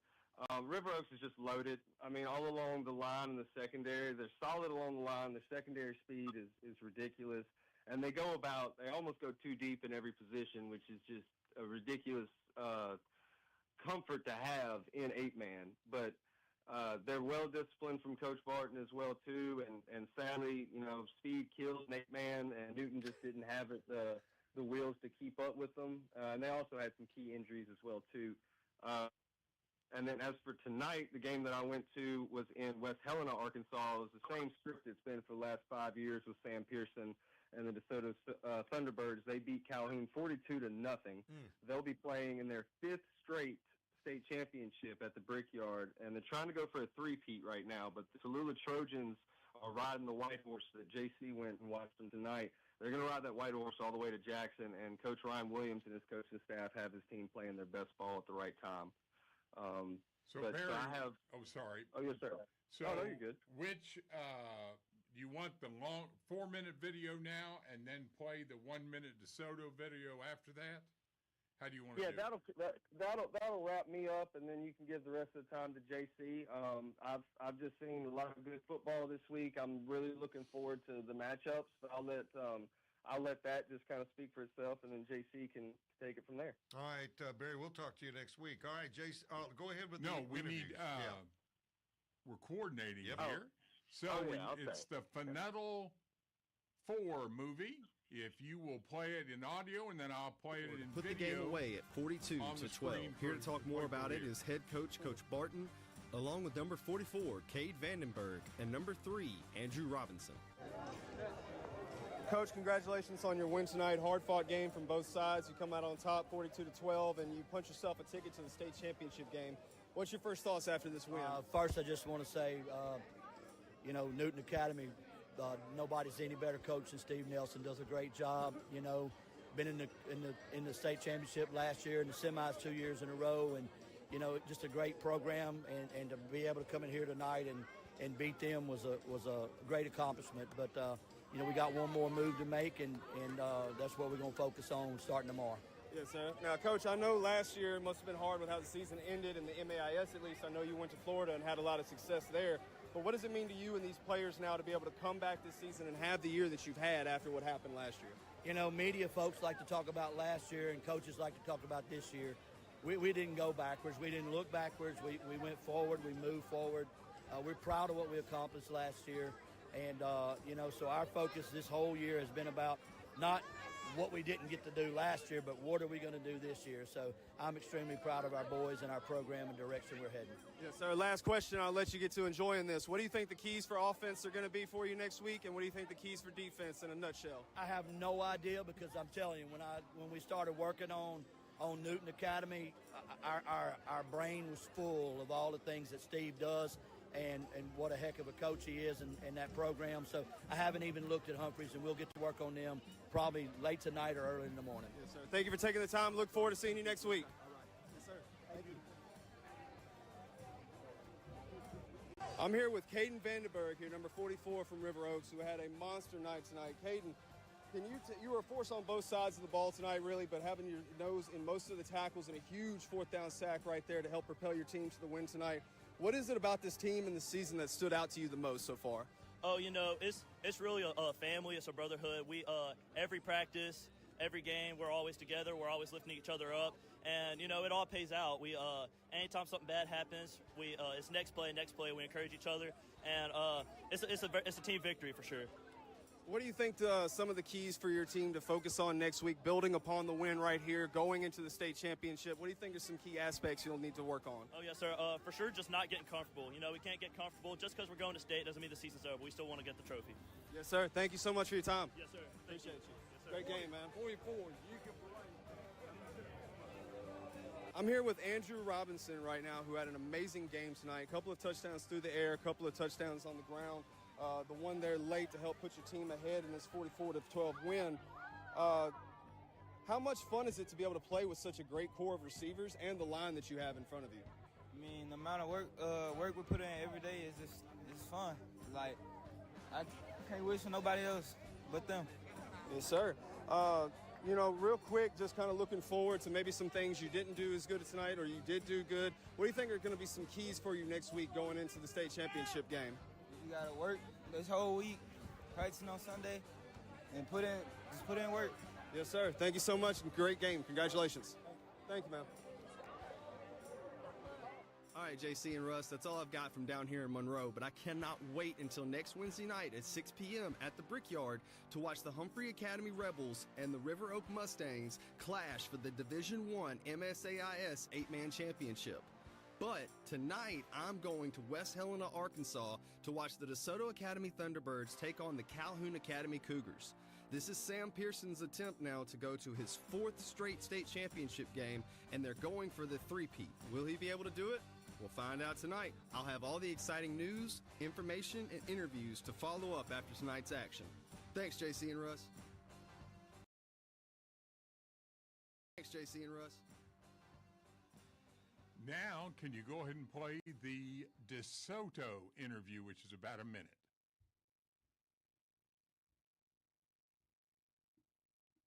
I'm with Sam Pearson here. Congratulations, Coach. This is the 5th straight year that you and your team are going to be going to the Brickyard down in Jackson. What does that say about the players, coaches, and the program that you guys have built over here over the years? It just says a lot. I mean, it's our culture. These kids just work themselves to death, and so they play hungry. And there's not many places left, I don't think, in the world where you can say that kids just come to football hungry. Yes, sir. But we've got that established here, and we just stick to it. So, you know, different people, whatever, but it just stays, the work ethic and everything stays the same. This is off the air, and, so and everybody they know coming up through going until what's 57, expected of them. So and that, that's you know, when they get to decide real early whether it's for them or not. Yes, sir. You know. And I know you're going to be enjoying this tonight, but whenever you start watching film here in the next day or so, what's going to be one of the key things that you tell your team in preparation for next week? The same thing we always do. Take care of the football, score every possession, make every two-point conversion. Then you take the ball away from the other team, get the shutout, and hold them to less than 50% on their. At the end of the day, it's still just football, ain't it? Yeah, it's just the same. You know, if you get worried about everything else that could possibly, just stay focused on what we do. Yes, sir. Coach, thank you for taking the time. Look forward to seeing you next week. Yes, sir. Thanks for believing in me. Okay, JC, you are up. Yeah, so I had the Humphreys Prairie View game last night. Humphreys came into this game. They've been playing some of their best football as of late. And last time we saw them, their star quarterback, Steele Taylor, was injured. And, boy, they were glad to have him back.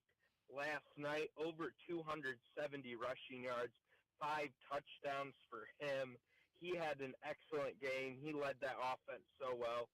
So a full head of steam for that offense heading into their matchup with River Oaks next Wednesday. But a player on the defense I want to highlight is a guy Barry knows well, Jerry Johnson. I've never heard a crowd get so excited for a defensive player. The crowd loves him. They love him up at Humphreys. 5 tackles, 2 sacks, 2 passes is deflected. In this Humphreys defense held Prairie View to under 50 yards until the last 4 or 5 minutes when Humphreys put in all their backups. It was one of the best defensive efforts I've ever seen. So the final score of that one was Humphreys 40, Prairie View 12, and Prairie View scored all 12 of those points in the last 4 or 5 minutes of the fourth quarter. So really, it was decided before they got in. You say held them less than 50 yards for the game? Oh, they held them. Now at the end, Prairie View, I think they held Prairie View to under 100 for the whole game. It was under 50 going into 4 minutes left in the fourth quarter. What kind of crowd was there out there? It was a great crowd. It was a great playoff atmosphere up in Humphreys. They had a ton of people there, and their crowd was loud, and they were really into the game. All right, so what other game you going to report on? And then tonight I was in Columbus for Columbus Christian Academy taking on Tallulah Academy, and this was a high-scoring matchup. It was all knotted up at 26 at the half, and right before the half I saw something I've never seen before. 4 touchdowns within 1 minute of game time.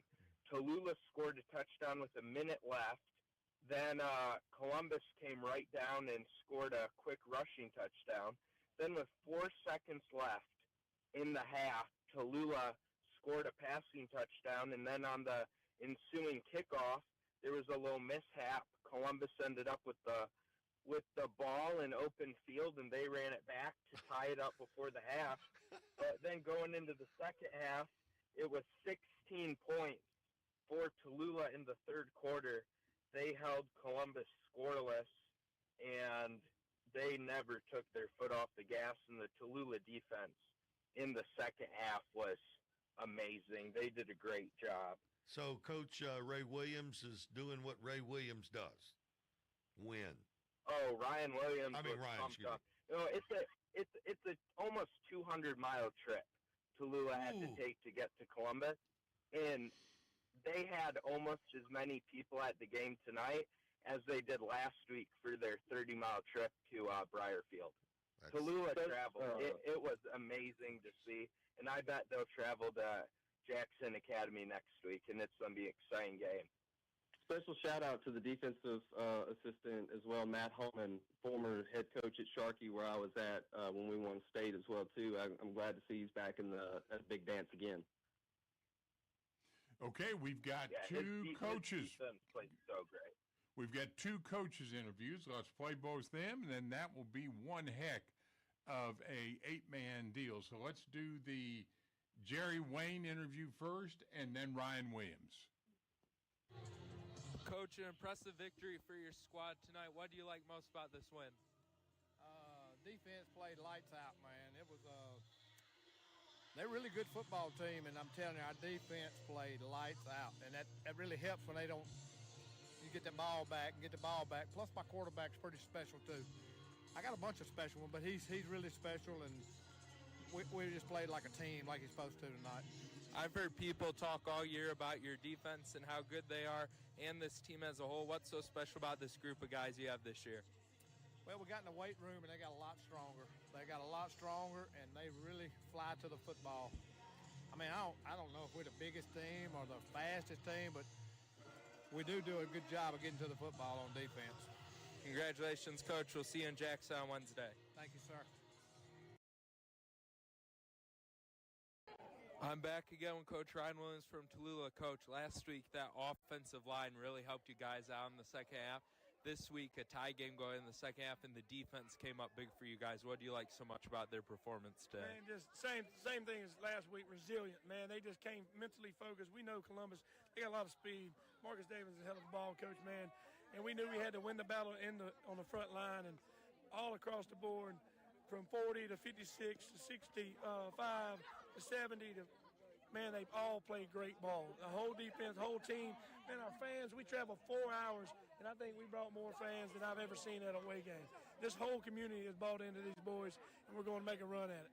You guys are a tough, gritty team, and you've showed that time and time again. What's so special about this group of guys you have this year?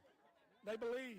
They have bought into the program. They believe in it's not a me thing. It's not a school thing. They believe in each other. They believe that they can go and battle whoever and fight together as a family, and that's what happened tonight. Congratulations. We'll see you in Jackson next week. Thank you for everything.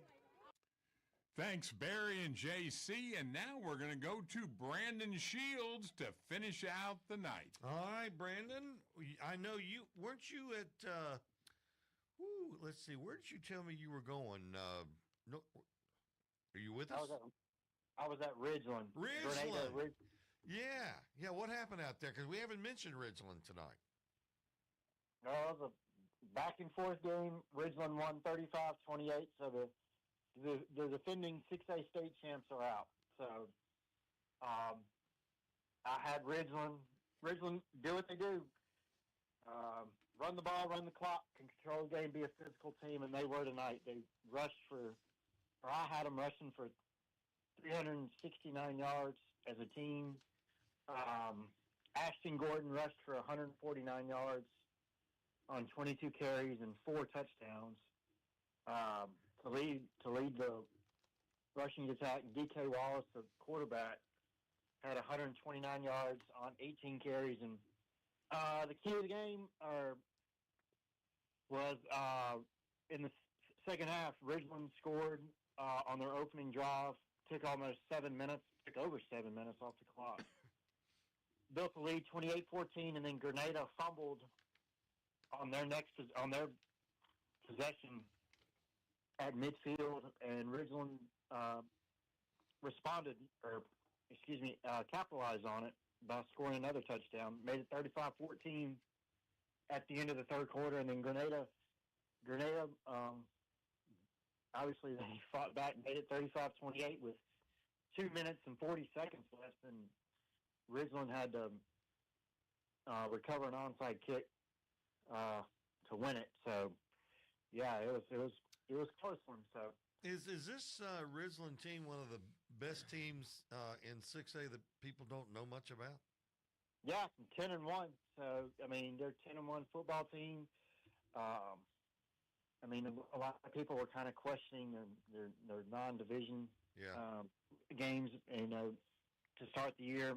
So, but I mean, when you're 10-1, you're 10-1. Your record speaks for itself. You beat somebody, Yeah. You are who you are. Your record. I mean, your only loss is a 21-14 loss to Warren Central. So no shame in that. I mean, no shame. Yeah, exactly. So, they're a good football team. They run the ball. They run the wing tee. Todd McDaniel has the kids buying in. This is his third year as a head coach there, and then that's they buy in what they do, and it's working obviously. Well, I'll tell you, to knock off last year's champion is saying a lot too. So we'll see where they go with that. Who do they have up next? Well, they'll have Neshoba next week because Neshoba knocked off South Panola. So Neshoba Central, Region 2 6A foe. Ridgeland won 43-37 in the regular season. So that'll be a very interesting matchup next week for sure. And where is that one at? It'll be at Ridgeland. Okay. It'll be at Ridgeland next week. So. All right, Brandon. Well, we're just a minute or so away from wrapping it up, and appreciate that insight. You know, I'm glad you went there because seriously, not a lot of people know about Ridgeland and what they've done over there, but 10, like you say, 10-1 is 10-1. You beat 10 teams, and so that'll make for an interesting ball game next week. Hey, enjoy your weekend, my friend. We're going to wrap it up with some scores, and then we're out of here. All right, George, let her rip. All right, Russ, I may not be able to get them all, but I'm going to get as many in as I can. All right. Tupelo defeated Starkville in 7A 28-10. Germantown beat DeSoto Central 70-42. Oxford, a 42-6 win over Hernando. Horn Lake edged Madison Central 35-28. Oak Grove over Biloxi 52-20. Maybe the upset, certainly the upset in MAI and in the 7A classification. Brandon goes on the road and beats Ocean Springs 13-10. Yeah. Gulfport over Northwest Rankin 45-7, and Petal defeated D'Iberville 14-3. Some 6A scores: Neshoba Central upset South Panola 28-27. Ridgeland, we're just talking about Ridgeland edged Grenada 35-28. Warren Central over Center Hill 42-14. Lake Cormorant, a 26-7 win over Callaway. Hattiesburg shut out Pearl River Central 42-0. Pascagoula beat Terry 41-7. It was Picayune 55, George County 7, and Hancock edged West Jones in the sticks 21-14. Let's see. 5A, West Point, a winner over Vicksburg 42-19. It was Cleveland Central over Lafayette 35-28. Holmes County Central beat New Hope 36-28. Brookhaven, a 55-6 winner over Northeast Jones. Wayne County beat South Jones, and that's pretty significant. Wayne County was only 3-7. Yeah. And they beat an 8-3 South Jones team 34-10. Go figure that one. No. Stone over Summerall 35-7. Laurel was 4-6, and they've had a tough schedule, but they beat Purvis tonight 39-3. So it's playoffs. Deal with it. There's a different game. 4A, Corinth over Senatobia 14-0. MAIS, let's see, probably the score of the night. Jackson Academy shutting out MRA 35-0. Yep. And Hartfield beating Prep 49-21. Just can't quite get my hands around that JA score there. Hey, listen, it's been a lot of fun tonight. We want to thank Liz for handling it from the MPB side, and Ty Bailey on the phone, Chris Saxon, our producer, George, with the scores. I'm Russ Robinson. Have a great weekend. Boy, are we going to have a show next Friday night because it's playoff time in the city. We'll see you next week. Good night.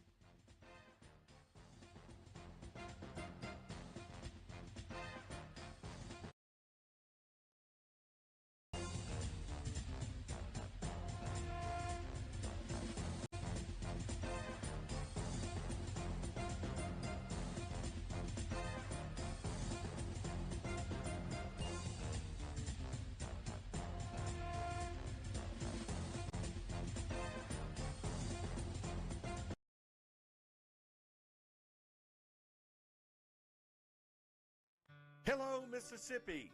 Did you know that the average student graduates college with $30,000 worth of debt? That amount of debt can delay major life milestones, including getting married, buying a home, and starting a family. But don't worry, we've got some good news for you tonight. College Savings Mississippi and Treasurer David McRae can help you reduce or eliminate that debt. Their plans are flexible and affordable. Start saving for as little as $25 today.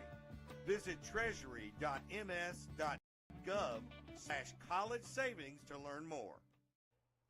1 in 10 Mississippians has unclaimed money awaiting claim at the state treasury. There's literally hundreds of millions of dollars waiting to be united with the rightful owner.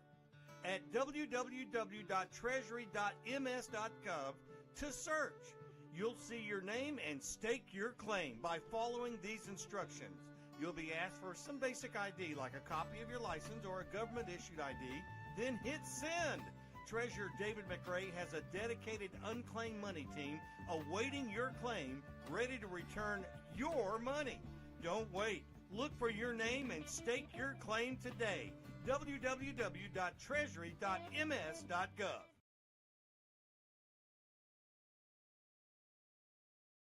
Trusted by homeowners and businesses across the Southeast. Commercial roofing, reliable and durable solutions for your business. Residential roofing, protecting your home with quality craftsmanship. Metal walls, custom designs for a modern look. Emergency services, rapid response to protect your property. After a recent hailstorm, I needed a total roof replacement. I chose Malone Roofing for the job. They delivered top-notch service, and my new roof looks great. We started looking for roofers when we realized that we had leaks throughout our facilities in our district. What stood out to me about Malone Roofing was great customer service, a fine finished project, and great follow-up. I would definitely work with Malone Roofing again.